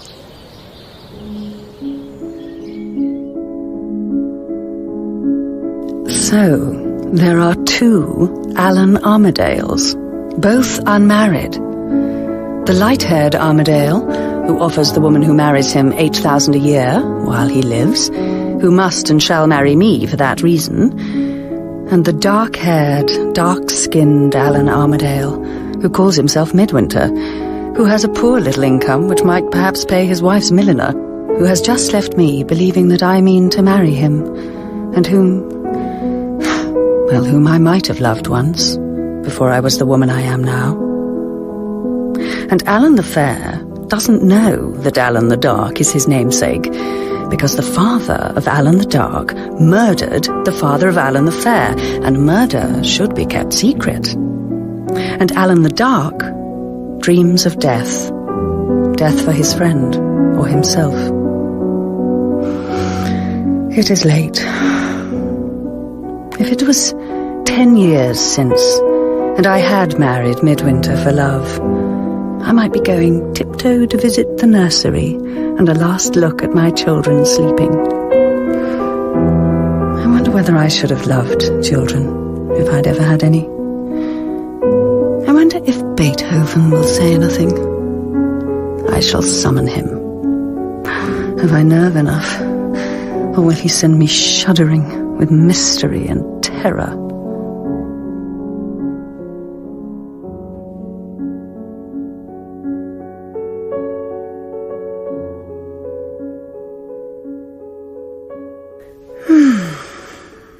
Who was the man who invented laudanum? I thank him from the bottom of my heart. I have had 6 delicious hours of oblivion, and woke up with my mind composed, all through the modest little bottle of drops. Drops, you are a darling. If I love nothing else, I love you.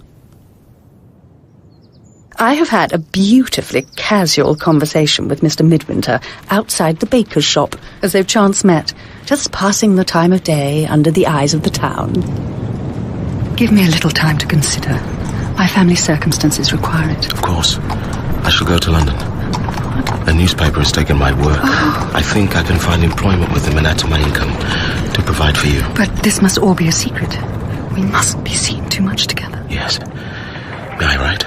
Of course. Will you write to me? Good morning, Miss Gwilt. Oh, good morning, Mrs. Sowerby. Good day to you, Mr. Midwinter. Come along, Clara. Yes, Mother. So, he has gone to London to seek his fortune. What will he think when he hears I am to be mistress of the great house after all? What will he feel? No, I mustn't think of him. I shall carry on with my errands. But it must be plain, Ribbon, Mrs. Benson, very plain. You always look smart, Miss Gwilt, even in the plainest things. Well, that is fortunate, when plain is all that one can afford. Good morning. Good morning, Miss Milroy. You don't mind waiting, do you? No, not at all.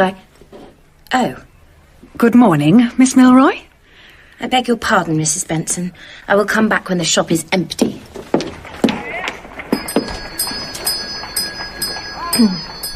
Shall I wrap that for you, Miss Gwilt? No. No, thank you. I can't deny it. She has stung me. It is a lovely afternoon. I want a walk. I shan't think of Midwinter. Suppose I go for a stroll in the park of the great house. Everything is in my favour. Am I handsome enough today? Well, yes, enough to be a match for a little dowdy, awkward, freckled creature who ought to be perched on a form at school and strapped to a blackboard to straighten her crooked shoulders. A walk in the park, then, by Mr. Armadale's house. I only wished, Mr. Armadale, to be the means of reconciling you to your friend. I quite understand. Despite the interpretation that slanderous tongues might put on it, I considered it my Christian duty to make the attempt. Of course. This is all very distressing. Now, I really must... Please, then, let us shake hands, to show that there is no ill feeling. None at all. How do you get on with your piano playing? To tell you the truth, Miss Gwilt, I haven't progressed. Oh, I so enjoyed our lessons. I so enjoyed teaching you. You were so responsive. I must be going now. Let's part friends, of course. Good day to you, Miss Gwilt. Good day. So, no feeling for me anymore. That's clear. I have let you slip in, Miss Milroy, and take my place. Well, you are not Mrs. Armadale yet. And I can tell you one other thing. Whoever he marries, he will never marry you. If I'm even with you in no other way, trust me to be even with you there. The last time I was in this perfectly cool state, something came of it which I daren't even think about. I shouldn't be surprised if something comes of it now. What? Oh, it's you. Forgive me. For what? What do you want, Bashwood? I saw you just now with Mr. Armadale. You were talking. So? The servants say that you've made it up with him. They said you must have made it up. They said he's sweeter on her red hair. Forgive me. They said little Missy can't match her. Little Missy will get the worst of it. Has she? Have you made it up with him? What business is it of yours? How dare you relate to me the coarse remarks of the lower orders? You told me to watch them, Miss Milroy and Mr. Armadale. I have been watching them. They meet at the little summer house in the dell early in the morning. Well, you may leave all further observation to me. Do you hear? I beg your pardon if I have offended. I humbly beg your pardon. You are not really going to marry Mr. Armadale, are you, Miss Gwilt? Are you? Are you jealous? At your age? What were you talking about then? I came on a purely Christian errand, to seek to reconcile Mr. Armadale with his friend. We parted friends and nothing more. He doesn't love you? He's not going to marry you? Mind your own business. He's going to marry her? Unless something untoward happens to her, of course. What? Oh, go away, you old jackanapes. Wait till I send word that I want you again. Miss Gwilt, forgive me, please. Go! Forgive me.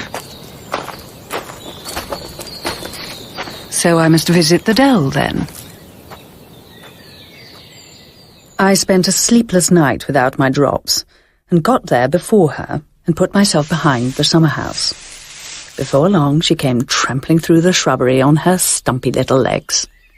I really must show my gratitude to Mr. Bashwood for this excellent intelligence, and tie him back onto my apron strings. Here I am. Miss Milroy? Neelie? Mr. Armadale, I am here. What is it? Dear Miss Milroy, you look out of spirits. Oh, Mr. Armadale, I'm to go to school. What? Papa says so. He has found me a place and the terms are settled. Oh. While that hateful Miss Gwilt was in the house, I would have gone to school willingly. I wanted to go. But it's all different now. I don't think of it in the same way. I feel too old for school. I'm quite heartbroken, Mr. Armadale. Now we are friendly again. Then don't go away, Miss Milroy. Marry me instead. Mr. Armadale, how dare you? How can you think of such a thing? My father has forbidden you the house. Your father and I will make it up again. And after your conduct with Miss Gwilt. I was mistaken with her. Dreadfully mistaken. I was deceived. Oh. I know she's not the woman for me. I know that you are. I know that if you were to marry me, I would make you happy. I can't be happy. Things are so miserable at home. Mamma's temper is worse and worse, and Papa hides himself away. And how can I marry you when Papa would never agree? You could write to him, I suppose. Yes. You could request an interview. Yes. I'll do it. I'll do it at once. And if the reply is not favourable, we could meet here again on Saturday. On Saturday. Yes. And off he goes. And off she goes, too. Do you know, I think she is really fond of him. First love. Can I stand between Miss Milroy and her heart's desire? Yes. Shall I remember my own youth and spare her? No.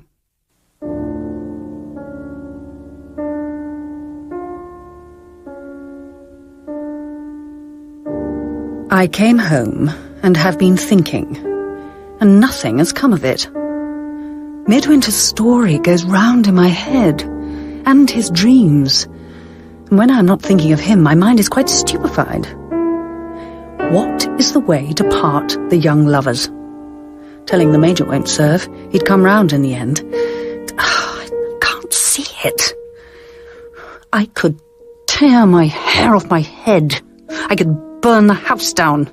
If there was a train of gunpowder under the whole world, I could light it and blow the whole world to destruction. I am in such a rage for not seeing it. Poor, dear Midwinter. Yes, dear. I don't care. I'm lonely and helpless. I want someone who is gentle and loving to make much of me. I want Midwinter's head in my lap again. I have a good mind to go to London and marry him. Am I mad? I shall go to the window and get some air. Shall I jump out? No, it disfigures one so. And the coroner's inquest let so many people see it. So here I wait, without knowing how things will end with Midwinter in London, and my purse getting emptier and emptier. But if I have to sell the clothes off my back, here I stop until I see the way to parting Armadale and Miss Milroy. Visitors. Good evening, Miss Gwilt. They announced themselves, with the insufferable impudence of charitable Englishwomen, as a deputation from my patronesses. The curate, and one of the oldest and ugliest of the many old and ugly ladies who took up my case when I left Major Milroy's service. How very kind of you to call. Miss Gwilt, it has come to general notice that you have visited Mr. Armadale and spoken with him on friendly terms. Yes. This to a man whose conduct towards you yourself has made himself a byword in our neighbourhood. Yes. We feel it necessary, Miss Gwilt, to remonstrate with you. Oh? To warn you that any further such imprudence on your part would force all your best friends here to withdraw their countenance and protection. But what have I done that is wrong? Mr. Armadale has injured me, and I have been to his house and forgiven him the injury. Surely there must be some mistake. You can't really have come here to remonstrate with me in a Christian spirit for performing an act of Christianity, can you? Oh, did you think I had other motives? Or do you have that kind of Christianity which begins when you open your prayer books at 11 o'clock on Sunday morning and ends when you shut them again at 1 o'clock on Sunday afternoon? Mrs. Sowerby, let us not stay to be insulted. Temper we were prepared for, Miss Gwilt, but not profanity. We wish you a good day.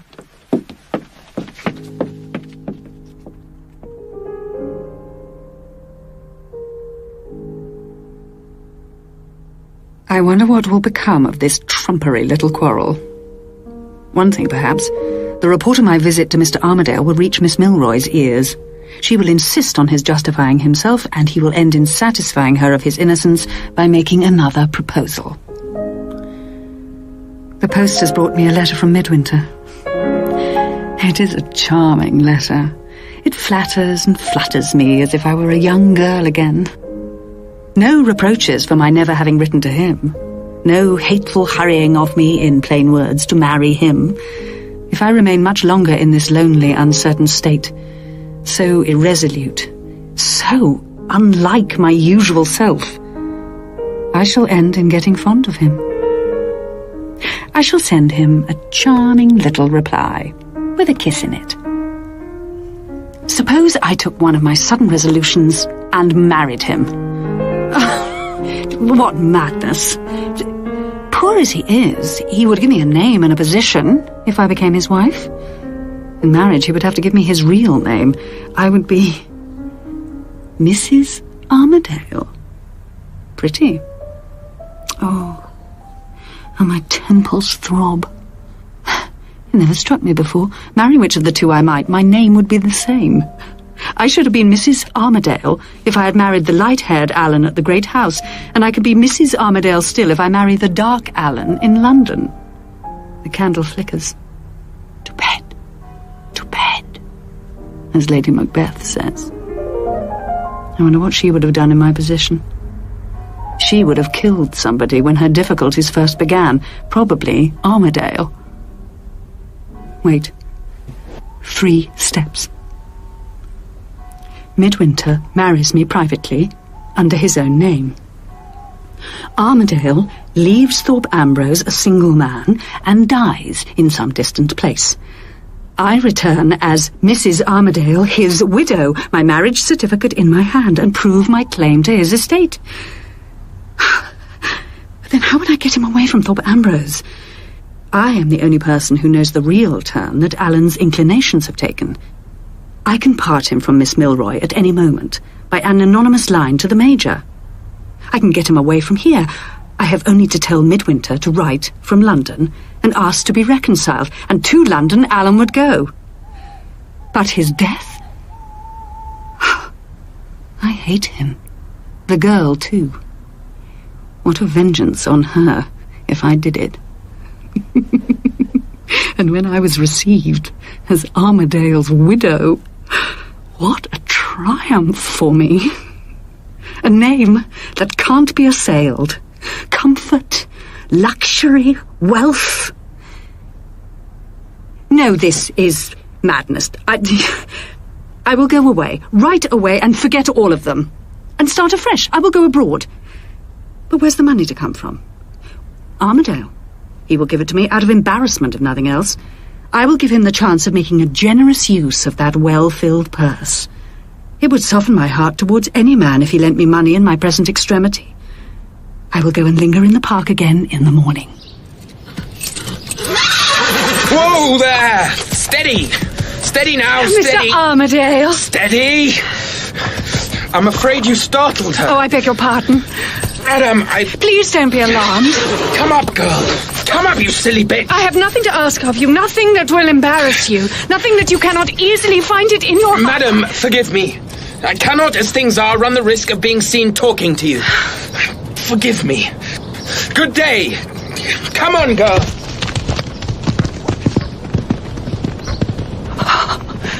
He has insulted me. He has insulted me. He has sealed his fate. I shall write to Midwinter to expect me in London next week and be ready for our marriage. Oh, am I out of my senses? Very likely. But Allan Armadale has sealed his fate.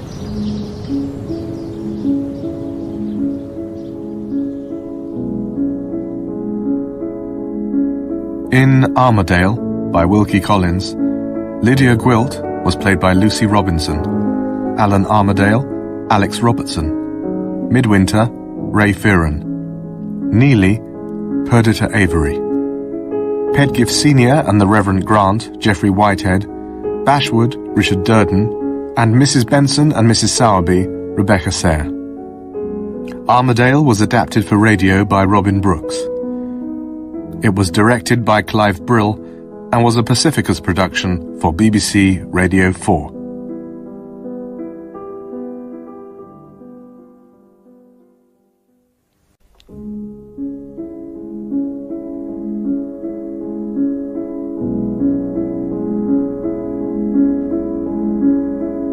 There are two Allan Armadales, both unmarried. The light-haired Armadale, owner of Thorpe Ambrose, who offers the woman who marries him 8,000 a year while he lives, who must and shall marry me for that reason. And the dark-haired, dark-skinned Allan Armadale, who calls himself Midwinter, who has a poor little income which might perhaps pay his wife's milliner, and who has gone to London to make his fortune, believing that I mean to marry him, and whom I might have loved once, before I was the woman I am now. And Allan the Fair doesn't know that Allan the Dark is his namesake, because the father of Allan the Dark murdered the father of Allan the Fair, and murder should be kept secret. And Allan the Dark dreams of death, death for his friend or himself. This is my plan. Midwinter marries me privately under his own name. Armadale leaves Thorpe Ambrose a single man and dies in some distant place. I return as Mrs. Armadale, his widow, my marriage certificate in my hand, and prove my claim to his estate. And all that stands in my way is the oafish flirtation that Allan the Fair is conducting with his neighbour's dumpy daughter. But I have found out their assignation, and I will make a third. Neelie? Allan, I'm here. Have you got it? Yes. Have you read it? I was waiting for you. I found the place. Well, you read, I'll take notes. I'm going to make 2 columns, good and bad. Don't look at me, look at the book. Do you mind giving me a kiss before we begin? I should mind it very much. This is a serious situation. I feel as if it would clear my head. Very well. But only one, mind, and don't lose your place. Pick it up. If that happens again, I will sit with my back to you. Please, will you read? Law of husband and wife. It may be observed that the law considers marriage in the light of a contract. Is there nothing about love? Not a word. Go on. Here we are. Incapacities. A prior marriage. Having another husband or wife living. Good. I have no husband, and Allan has no wife. Go on. Next incapacity. Want of reason. Good. Allan and I are both entirely reasonable. Next, it is the policy of our law to prevent the marriage of persons under the age of 21, without the consent of parents and guardians. Bad. I am only 17 next birthday, and circumstances forbid me to confide my attachment in Papa. And when one of the parties shall be under the age of 21 years, the consent required by this act is that of the father. Very bad, worst. Would you mind Gretna Green? No earthly consideration would induce me to be married by a Scottish blacksmith. Don't be offended. We must try something else. Young Pedgift. No, you are not to say a word to anyone here. I will not be profaned by town gossip. Very well. I'll tell you what I'll do. I'll go to London. To London? What was that? Blackbird, I expect. Who are you seeing in London? Lawyers. The place is bursting with them. They managed all my business when I first came into my property. They'll put me up to what to do. London? But shall you be very long away? I'll go today. Will you come back and fetch me? I shan't run away unless you come and fetch me. I'll be back in no time. I'll go by the 11 o'clock train. Oh, goodbye, then. Goodbye, my angel.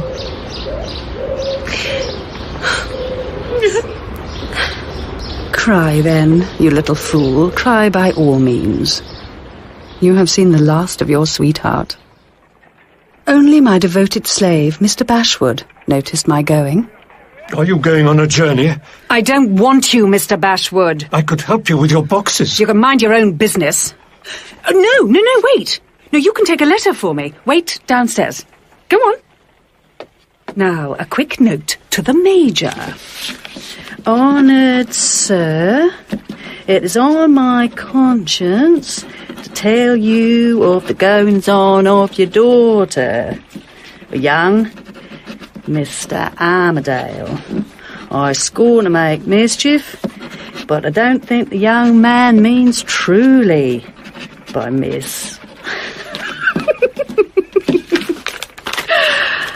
And now, to the station. Leave for London with him. People will draw their own conclusions, whatever he says. And then when I return, as Mrs. Armadale, perhaps a poor widow, or perhaps not so poor. The fly's here, Miss Gwilt. Put this note in the post for me directly. The box on the corner will do. Why have you put on a veil? One meets such rude men occasionally in the railway. Though I dress quietly, my hair is so very remarkable. It is so red. One couldn't help remarking on it. But I can't see your face. One last look. Oh, Miss Gwilt. Poor Bashwood. I will have much more time for you when I return. You can have me all to yourself. Oh. Would you like that? Would you like to have me? Oh. Off you go now. Thank you. Thank you, Mr. Bashwood. Funny little man. Who would have thought he still had the sap in his veins? Armadale next. Curious. Here I am, running into a frightful risk, and I never was in better spirits in my life. Oh, Mr. Armadale! I beg your pardon. Would you like me to... How very fortunate. Well, might I ask you, Mr. Armadale, as you seem to be alone, to be my escort on the journey? I shall be delighted, but... You are going to London? Well, yes, but I'm a slave to smoking. I delight in a cigar. All aboard! Porter! Oh, that's all right, sir. I'll see that you and the lady aren't disturbed. But The real truth is that I want to say a word in private to you about Mr. Midwinter. I know that it pains you to be estranged from him, and I think I may be of assistance in this matter. Well, did you see that? He's made his mind up at last.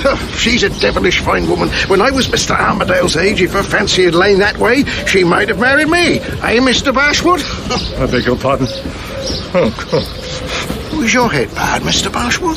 Take my advice. Go home, lie down. Yes. She deceived me.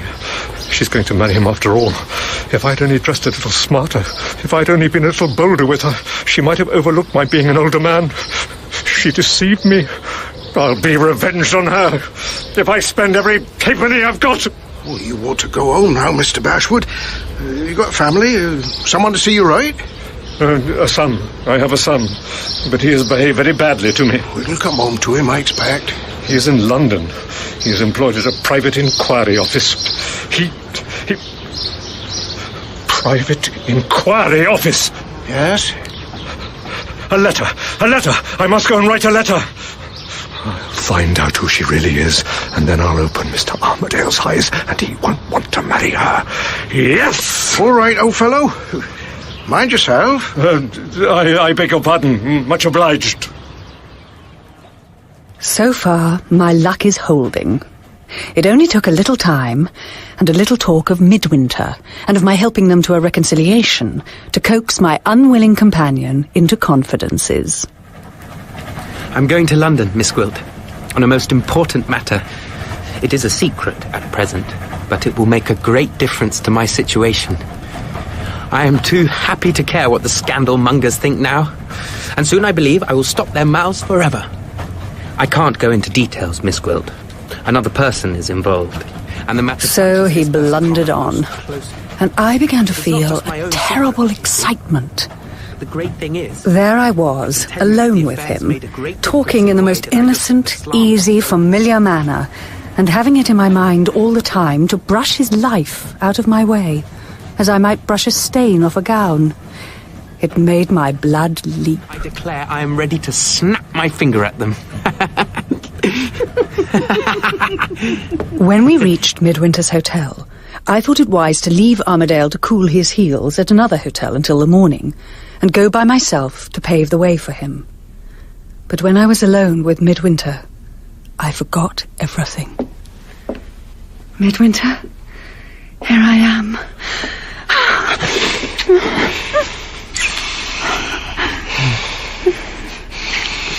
My dearest, my darling.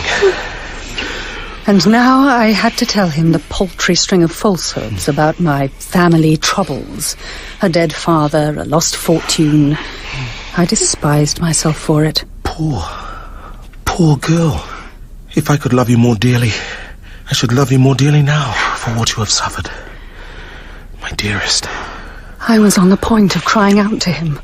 Lies! All lies! I am a fiend in human shape. What can this man have roused in me? Is it love? Listen. The newspaper has offered me work as a foreign correspondent in Naples. I have to leave within the fortnight. Will you come with me? I can get a license for our marriage here. Marry me. Come with me to Italy. Say yes. Yes. My dear Lydia. Dearest love.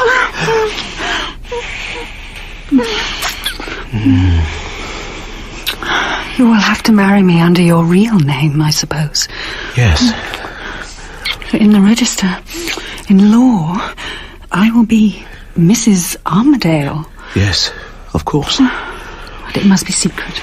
No one must know. My family... Yes, my poor love. Of course. No one need know. Just you and I. How the time flew. What a sweet enchantment it was to forget everything in his arms. How he loved me, poor fellow. We walked out to look for suitable lodgings for me, and found just what was wanted. And then in the morning, the reconciliation with his old friend was easy enough. You will see him. He's waiting to be summoned in great anxiety. To please you, my darling. While I was in his arms, I felt as if I was back in my teens.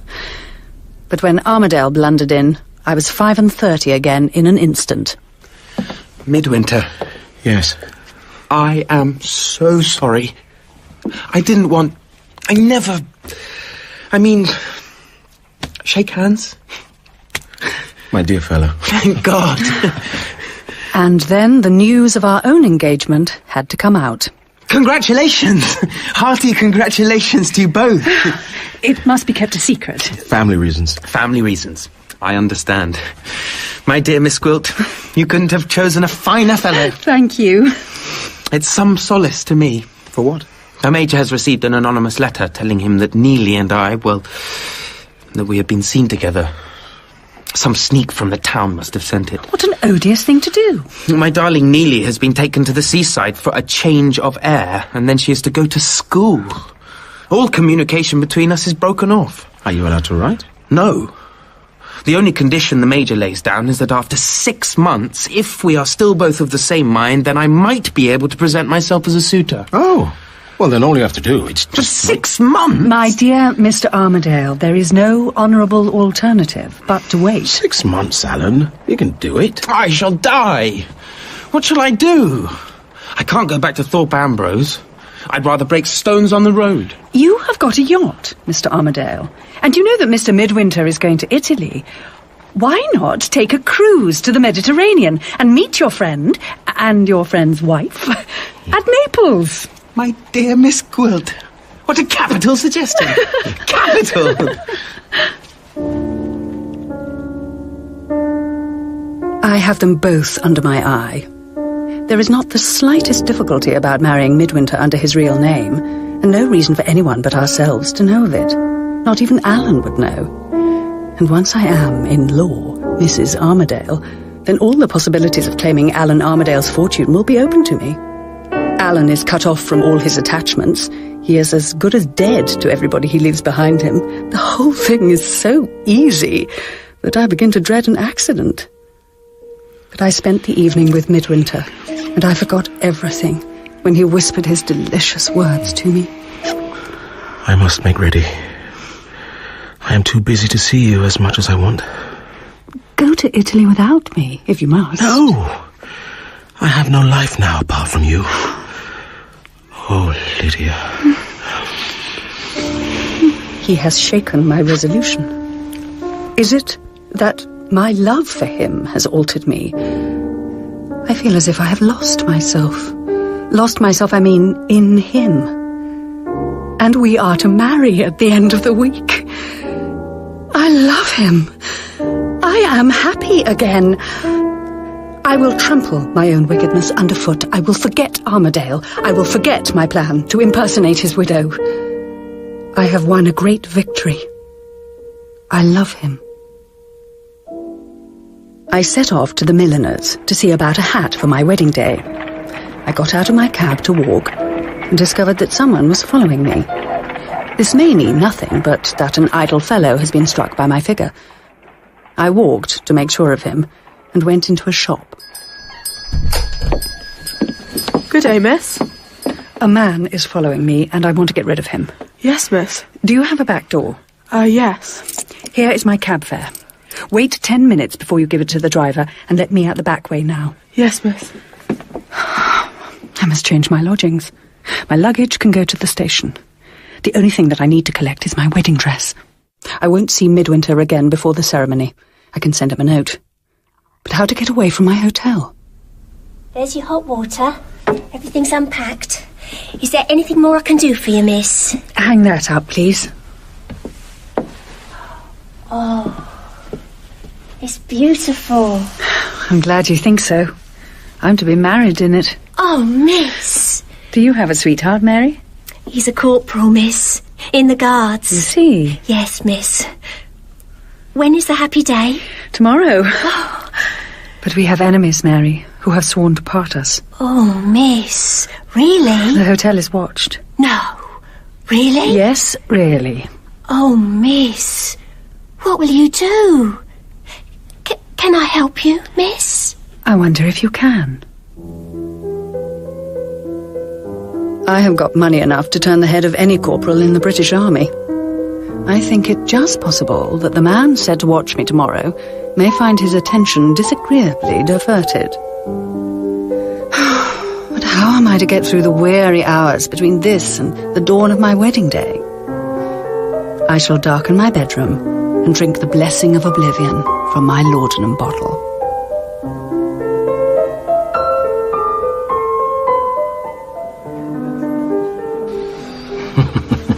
Dear old Dad, well done. What a turnout. I see you're ready to be married to Miss Gwilt at a moment's notice. You have such good spirits, Jemmy. You always did. I've ordered you a nice breakfast. Oh, what a relief it is to see you. You're a good son, Jemmy. Tell me about her. I shall die if I wait for it any longer. Tell you what, the reckoning up of Miss Gwilt has cost me more time and money than I expected. Oh, yes. Here's my pocketbook. Take what you think. Some of it is for the people at my office. I've done it cheap. Yes. She nearly gave us a slip at the milliner's shop. I had to get in a man from Scotland Yard, but he knew her. She's a famous woman in her way, and I've got the whole story. She's been tried for her life. What? Tried for her life? Oh. Something to frighten Mr. Armadale in that. Don't excite yourself, Pa. No. I want to know all about it. Don't spare my feelings, Jemmy. She's Mrs. Waldron. Mrs. Waldron. It was in the papers. Well, I never read it. She was with a set of card sharps on the continent. He exposed them and offered her his hand. Who did? Waldron. Well, she married him. Was he an old man? Half your age and 50 times wealthier. But he took her back to Yorkshire, cooped her up. She didn't like that. There was a certain Captain Miguel, an officer in the Spanish Navy, met them on the boat over, followed them to Yorkshire. Did she? Did she like him? Judge from this. Mr. Waldron came home from his ride one day and struck her across the face with his whip. 2 days afterwards, he was dead. Something he ate? What do you say to that? I say he deserved it. But the verdict was guilty, and she was sentenced to hang. Well, the female part of the court was in hysterics. The judge shuddered, the bar sobbed. How was she pardoned? Quite right, Pa. The Home Secretary showed her mercy. But there were some jewels missing, so she got 2 years for robbery. Came out not long ago. So, how's your particular interest in this charmer now? I would marry her still if I could. Mad. Stark mad. We must go. Where? To the hotel. We must tell Mr. Armadale everything. What doesn't frighten me will certainly frighten him. Are you certain Mr. Armadale is the man she's marrying? Yes. So Mr. Bashwood and his son went to the hotel to discover that both Mr. Armadale and his friend Mr. Midwinter had gone their separate ways, leaving no forwarding addresses. Bashwood despaired, but his son announced that they were bound to find Midwinter at my hotel. So off they went, and Bashwood kissed his son's hand in gratitude. She isn't there. Isn't there? Which of you was on duty last night? I was, sir. Did you lose sight of the house? I see you did. Only for a minute, sir. There was a soldier come over and he made it to do. You've been done. She's given us the slip. Oh, consider yourself dismissed. Oh, Jemmy. They're married. Hold your noise. We'll try the church. Cabby? 3 marriages this morning, sir. Can we see? Yes, here is the register. Armadale Gwilt. Ooh. When? About an hour ago. How did they leave? On foot. She's done us. I'm afraid the old gentleman's going to be taken ill. We must take him to the hospital. Oh, good grief. This is what comes of putting myself out of my way to please my father. 10 o'clock. And the tidal train, with Midwinter and me among the passengers, is speeding towards Paris. And the watch on board Allan's outward-bound yacht has sighted the lighthouse off Land's End and has set the course for Finisterre. And with any luck, he will drown himself in his silly little boat, and I will never have to think of him again. I have Midwinter. I am his, and will be, always.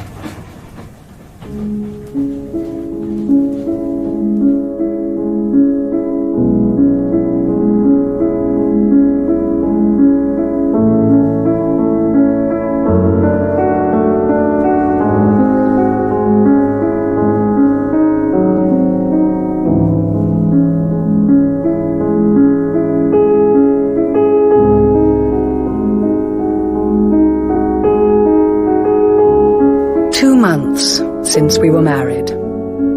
I cannot even lay my finger on the day when the cloud first rose between us. Not a hard word, not a hard look escapes him. Only at night, when I hear him sighing in his sleep, do I know how hopelessly I am losing the love he once felt for me. Why must he have bad dreams? Now he has me. He hides it in the day for my sake.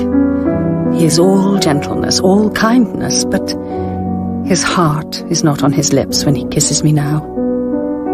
The hours that he gives to his hateful writing grow longer and longer. It's the 11th today. The post to England goes this afternoon. It's 2 months since we were married. I must finish this piece. If I don't submit on time, I may lose my place. They don't know me yet at the newspaper. I must make myself known. Can you not give me a little time this morning? Certainly, if you wish it. No. I can see you are occupied. I don't wish it. Before I've closed the door on him, he is back at his desk. I would have let 50 posts go. I hope the trumpery newspaper he writes for won't succeed. Am I too old for him? Have I lost my beauty? A horrible fancy has taken hold of me. He has been noble and good in his past life, and I have been wicked and disgraced. Who can tell what a gap that dreadful difference may make between us? Well, Alan's on his way. He's sold his yacht. I told him he'd want something more. What? He's paid off his crew in Lisbon. He's coming to see Naples and us and look for a new yacht. Oh, good. It's so nice to talk to a woman about it, Mrs. Midwinter. I can ask you all sorts of things that Midwinter wouldn't know. For instance, how much do I give my darling Neelie for her dress? No, he wouldn't know that, Mr. Armadale. I want her to be one of the best-dressed women in England. And I mean to take her sailing with me. And you have such good taste, you'll be able to tell me everything the ladies' cabin should have. She is a beauty. Do you mean Miss Milroy or the yacht? Well, both, of course, but in this instance, the yacht. She has mahogany topsides. Fancy. He means the decking. I might hire her for a cruise and see how she behaves. If only you could take the same course with Miss Milroy. Lydia. Honestly, Mrs. Midwinter, the things you say. But I need a crew, you see, and Midwinter won't help me find one. No, he works too hard. My darling Neelie would. May I offer you a glass of wine? Oh, much obliged. Foreign wine is not... That is to say, I would be happy to drink your health, and to the time when we shall all meet at Thorpe Ambrose. I wonder if my darling Neelie... Good heavens, Mr. Armadale, is there only one subject worth mentioning in the narrow little world you live in? I am sick to death of Miss Milroy. Do pray talk of something else. I beg your pardon. I didn't suppose... When you two are so happy together... You didn't suppose that a lady's temper could be so easily provoked, Alan? Oh, forgive me. I have been pining for a little music. I wanted to take a box at the opera tonight. They're giving Norma. We can't afford it.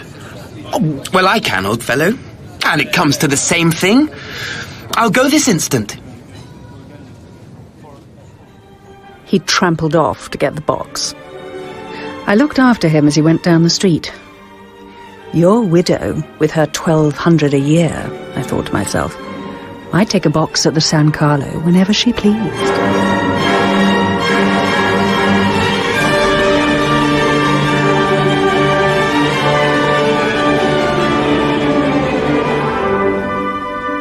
I sat back in the box at first, well out of sight. But the music so charmed me that I leaned forward without knowing it. Then I saw one among the groundlings looking up at me. There were many looking, but this one, the eyes. I knew the eyes. Are you well? No. Take me home, please. Me too. I can't stand much more of this.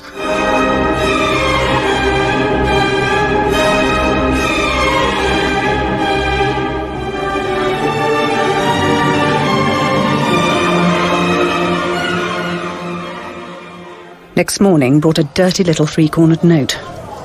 One look at the writing was enough. An old associate had recognized me, a friend of my first husband. He was waiting for me on the seafront. So, what do you want? My dear lady, I never thought I would see you again. You want money? Oh, my dear lady. Your clothes speak for you. After all this time, please. Suppose I am too poor to give it to you. Oh, you are a treasure in yourself, and as such I shall be under the painful necessity of placing myself on the attention of one of those two gentlemen I saw with you at the opera. You have not the shadow of a claim on me. Then do the gentlemen know all about your past life? What should you say if I was rich instead of poor? Suppose I could show you the way to £500. 500?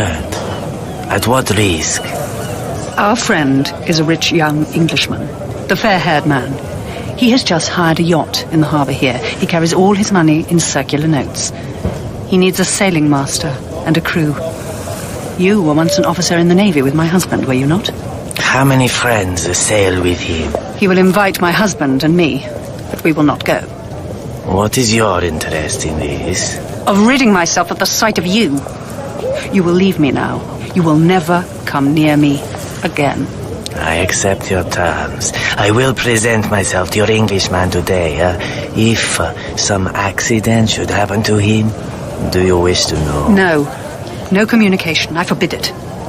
But whatever happens must happen within the month. Very well. What the game you are playing may be, I don't pretend to know. But I bet you will win it. Please, can you exert your influence over him? A cruise is just what he needs. He says he can't. No, I can't. If I was married to Neelie, she could do anything she liked with me. I'm sure you could do anything you like with Midwinter. Please persuade him to come. He needs it. I have found a capital sailing master. The crew are a rather rough set, but he manages them admirably. I'm glad you have the help you need. The paper wants me to go to Turin. I can't go with you, Allan. Turin? You didn't tell me. It's a better post. Well, that settles it, then.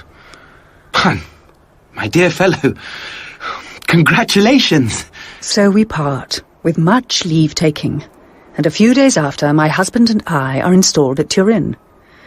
I told my husband that a letter had been forwarded to me there, but I could not even then tell him a downright lie without a sense of shrinking and shame.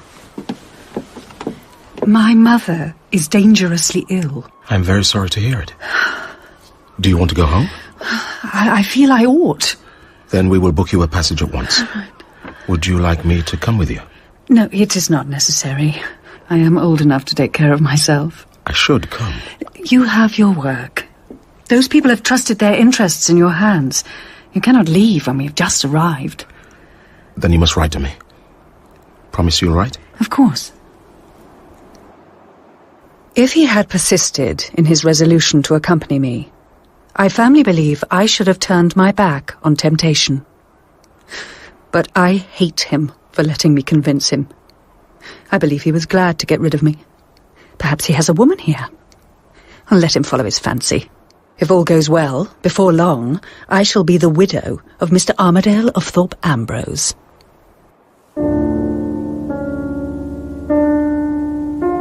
Paper, miss. Thank you. And so I have returned to England. I read the newspapers every day, waiting for word of some mishap in the Adriatic, which would enable me to don my weeds and present myself in my new guise as the widow of Allan Armadale. Paper, miss. Thank you. But as I sit in my hotel room, scanning the interminable columns of print and waiting for the name of Armadale to leap out, I have thought of a hindrance which I had not foreseen. I need advice. I shall consult an old associate. Paper, miss. Thank you. Ah.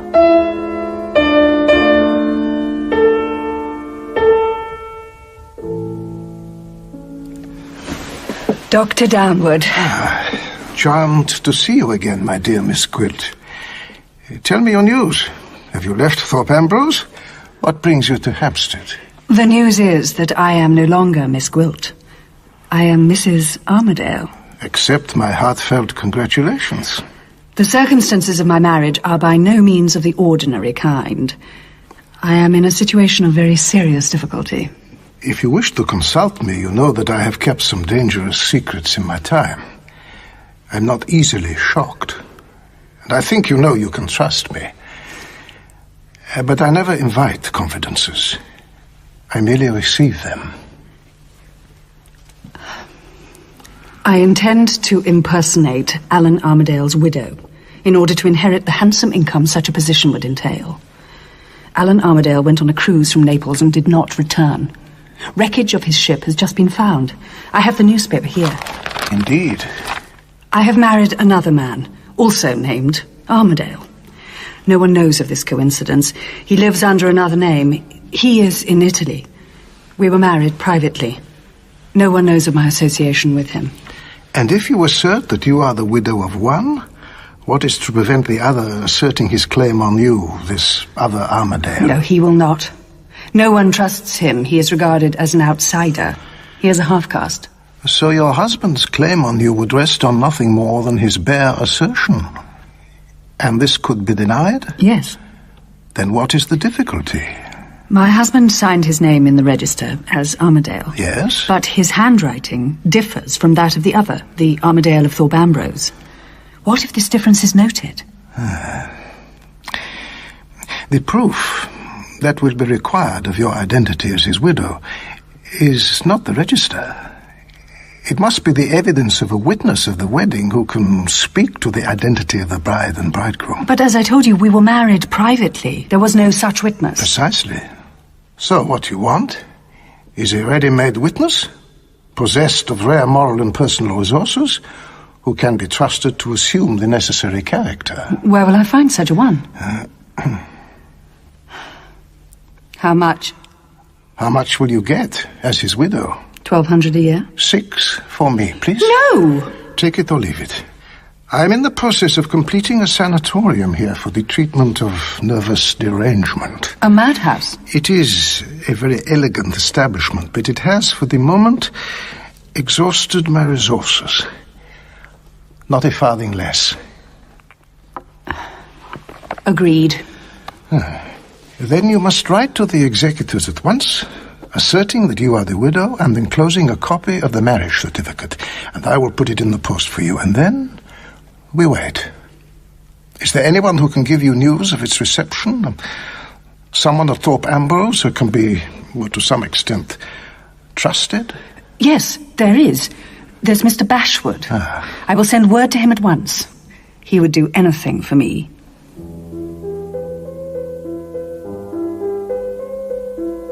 I have been writing to Midwinter. Why? Shall I be able to deny him to his face?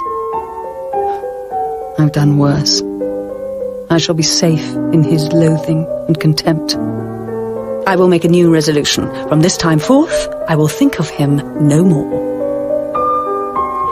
It is 2 days now since we sent the lawyers at Thorpe Ambrose my declaration. Mr. Darch acknowledges receipt of my claim and takes refuge in prevarication. Let them.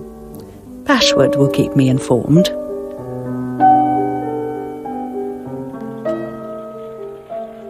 I thought you had deserted me. My dear Mr. Bashwood, I was a married woman, but I am now widowed. You deceived me. You led me on.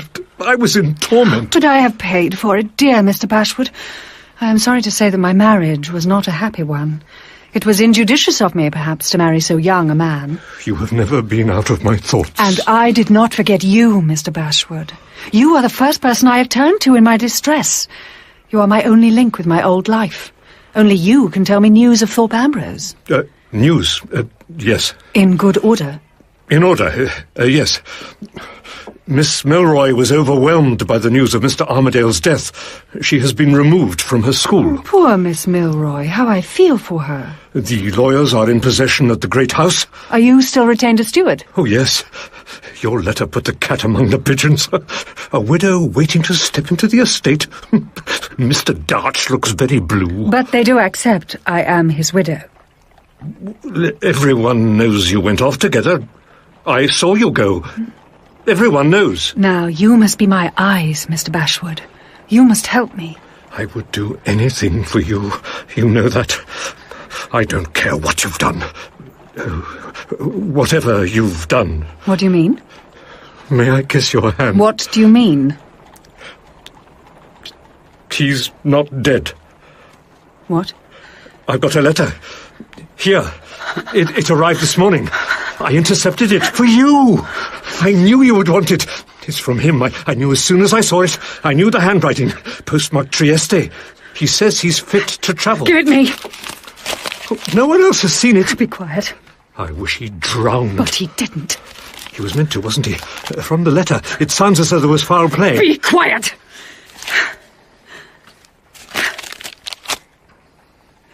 You have done me a service that makes us closer than ever. Yes. You have not shown this to anyone? No. He enclosed a note for Miss Milroy in it. Here it is. Burn it. Yes. What shall I do? I'll do anything. You must meet his train when it comes, and bring him to wherever I say.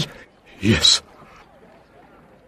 If I had £10,000 at this moment, I would give the whole of it never to have compromised myself in this desperate speculation on Mr. Armadale's death. Do you hold me responsible, Doctor? Certainly not. You could not have foreseen this. I blame nobody but myself. But I won't allow Mr. Armadale's resurrection from the sea to be the ruin of me without a fight for it. I have sent Mr. Bashwood to the terminal. He will attend the arrival of the boat train from Italy. He will meet every train until... Good. And then? What can we do? Do you see this fly? If this fly's name was Armadale, and you had got him as I have got him now, what would you do? I should kill him. Dear me.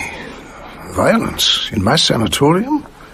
In this enlightened 19th century? Was there ever anything so ridiculous? But of course even the healing art is at the mercy of accident. How? How shall I do it? Do what? I'm afraid I do not take your meaning. However, why don't I take you on a tour of my new sanatorium? I think you will find it most instructive.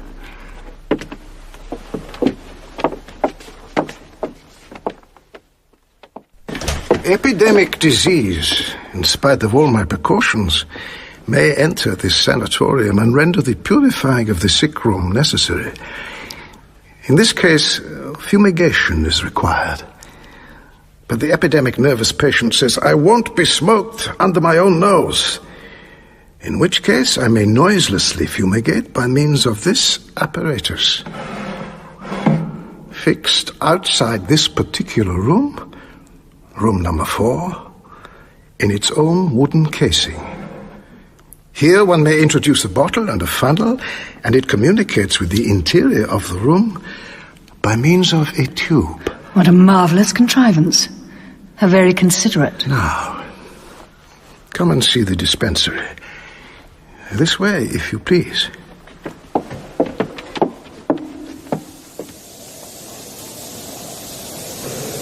Boat train! Porter, is this the train from Trieste? Yes, sir. They'll be off shortly. Meeting someone, sir? Yes. Perhaps.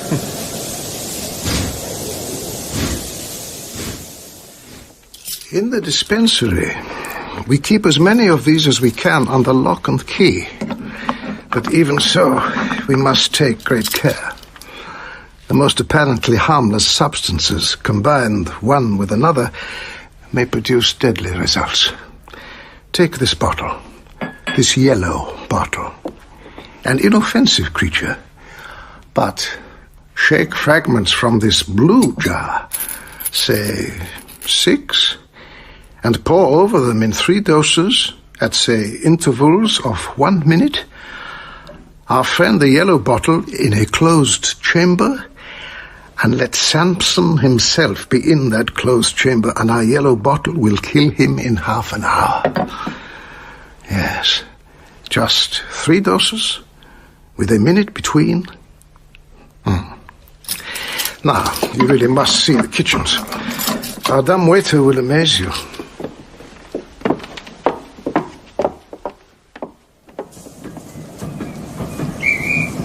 Mr. Bashwood?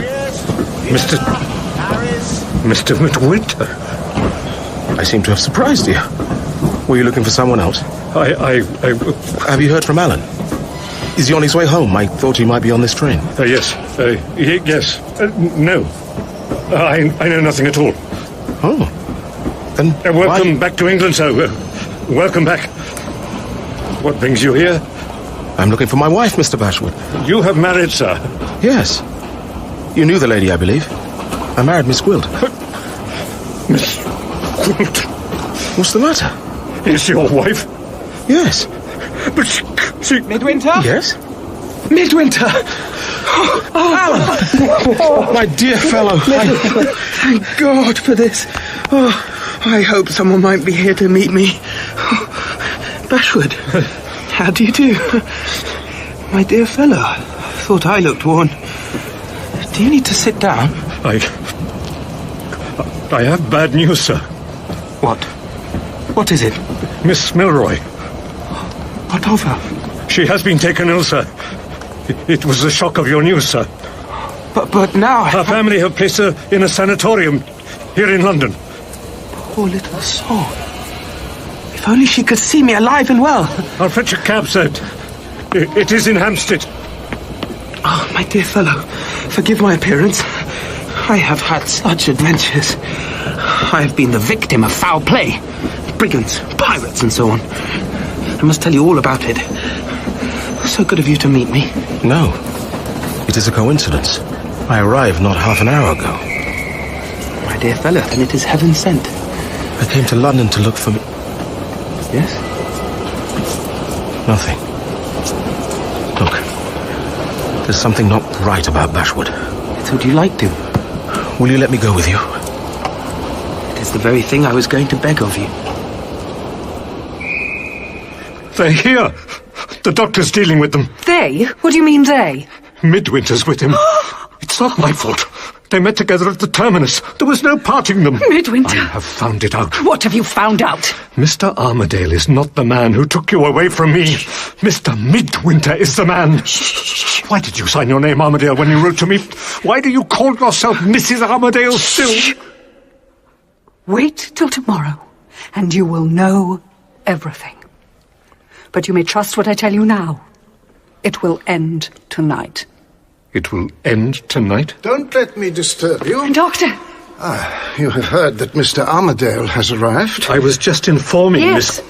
I have told him that it is impossible to allow him an interview with the young lady tonight, but that he may count on seeing her at the earliest propitious hour. As there is no hotel near at this late hour, it was clearly incumbent on me to offer him hospitality. He has accepted it. But there has been a little hitch. Mr. Armadale has brought a friend with him, Mr. Midwinter. Do you know the gentleman at all? I know him to be an old friend of Mr. Armadale's. He's a person of coarse manners and suspicious temper. He was rude enough to insist on staying with his friend. I should have shown him the door. Mr. Armadale was himself anxious not to be parted from his friend. Accordingly, Mr. Midwinter insists on occupying the room next to Mr. Armadale. I wonder what rooms I shall put them in. Put Mr. Armadale in number 4. And his friend next to him? Mm-hmm. Well, perhaps they are the most comfortable rooms. I will give orders. Good night, Mr. Bashwood. Don't sit up too late, Mrs. Armadale. Yours is a nervous system that requires plenty of sleep. Good night. God bless. Am I to go now? No. Stay. Wait here, I want you. The doctor said... The doctor will not interfere. May I ask them... Is it something dreadful? Oh, go, then. Go on. Off with you. No, I can't leave you. What must I do? Come and see.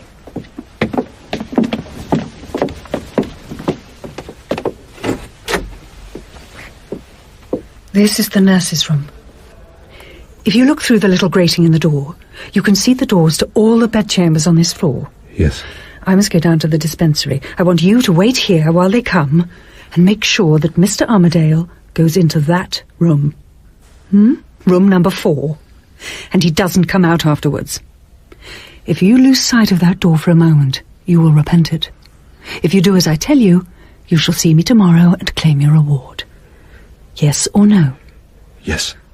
Good. They are coming. I must go. And this is your room, Mr. Armadale. I think you will find it quite comfortable. Thank you. And you next to him, Mr. Midwinter, in room number 3. Thank you. I will call you good and early. Thank you, Doctor. Good night, Midwinter. Good night.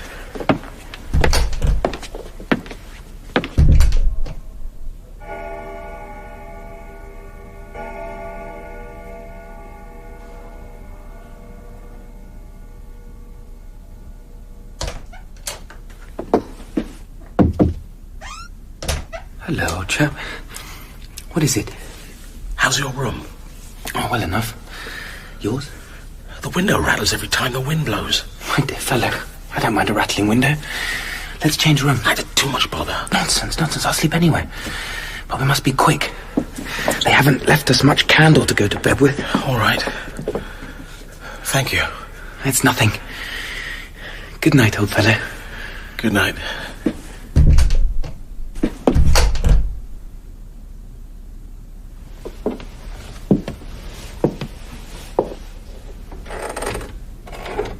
Are you there? Here. Was Mr. Armadale shown into number 4? Yes. Has he left the room since? No. Have you never lost sight of number 4 since I left you? Never. What's the matter with you? Nothing. You're overexcited. Go up to the next floor. There are empty rooms. Find a bed. Don't. Don't what?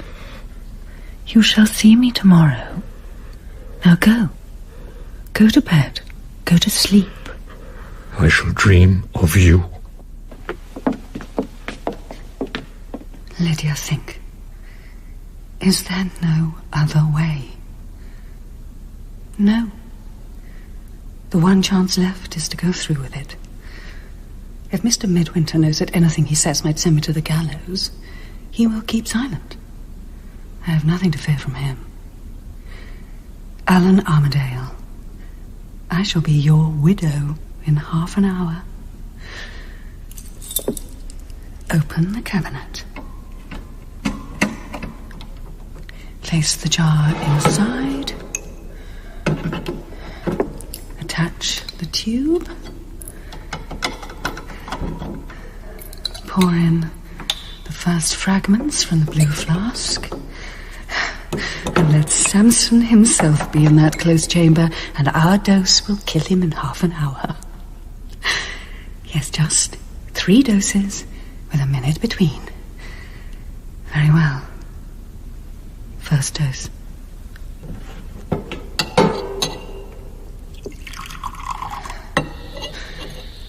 Close up the cabinet. Wait. The suspense is maddening. Cloud over the moon. Is that a minute? Am I dreaming? No, it must be time. Second measure.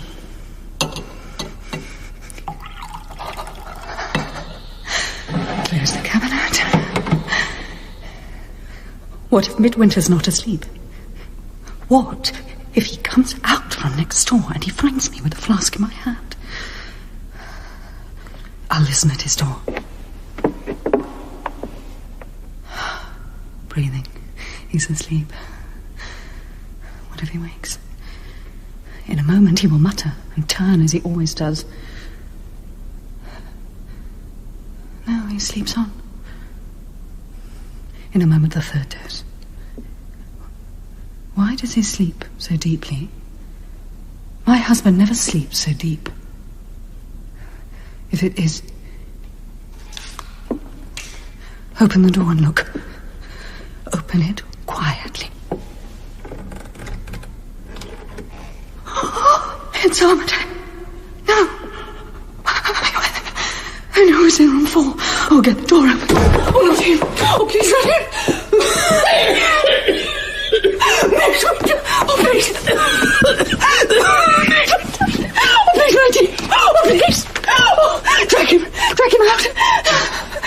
Is he dead? Open the window. Oh, Midwinter, please. Breathe. My dearest, my love, please. Oh, my God, oh, thank God, Midwinter. Oh, my dear Midwinter. Oh, what a wretch you married. Still, I had some innocent moments. And then I loved you dearly. Oh, forgive me. For someone better than I might have been better, but I lived a miserable life. It doesn't matter. It's not hard for me to die now that I know you will live. Even my wickedness has one merit. It has never prospered. I have never been a happy woman. Live, my dear. All your life is before you, and you will be freed from me. God forgive me. Goodbye. Third pouring.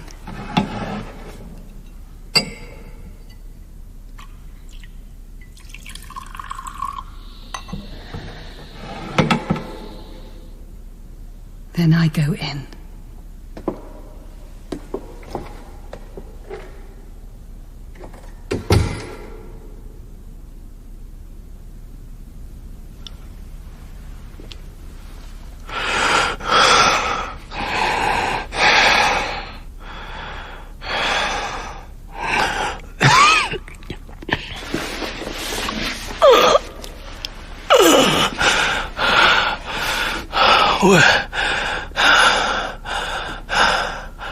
Lydia.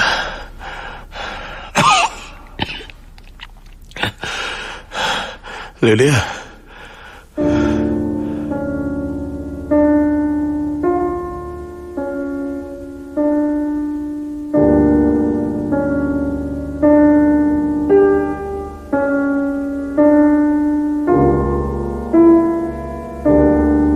From Mr. Pedgift Sr. to Mr. Pedgift Jr., my dear Augustus. The matter has been hushed up. She's buried in the great cemetery near where she died. Nobody but Mr. Midwinter and Mr. Armadale followed her to her grave, and nothing has been inscribed on her tombstone but the initial letter of her Christian name and the date of her death. So after all the harm she has done, she rests at last. You know that our house is your home, whenever you want it to be. Neelie says so too. Yes. Thank you. And if you take to literature, that shan't part us. And if you go off travelling... When I come back, it will be to Thorpe Ambrose. Mr. Midwinter. Miss Milroy? Allan and I are to be married tomorrow. Yes. And I should like to know... I should like it if I didn't bring an aching heart to your wedding? Yes. I'm on the brink of a new life. I stand on it, hopefully. Dear fellow, shake hands. Everybody says you have a career before you. Who knows what may happen? Who need know? Happen what may. I must look back without murmuring, and I must look on without doubting. Dear fellow. Midwinter rises and walks to the window. The last light of the old day meets him as he looks out, and rests tenderly on his face. Rose-red, the sunset. I am in it, borne along by the restless winds of dissolution. And as I pass, I caress his dear face with eternal love and longing. Forgive me. Forget me. Goodbye, my love. Goodbye.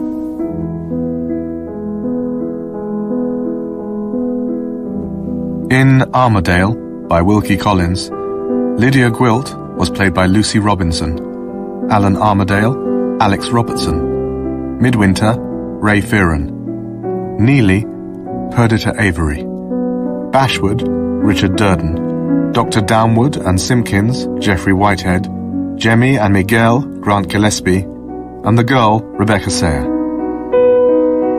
Armadale was adapted for radio by Robin Brooks. It was directed by Clive Brill and was a Pacificus production for BBC Radio 4.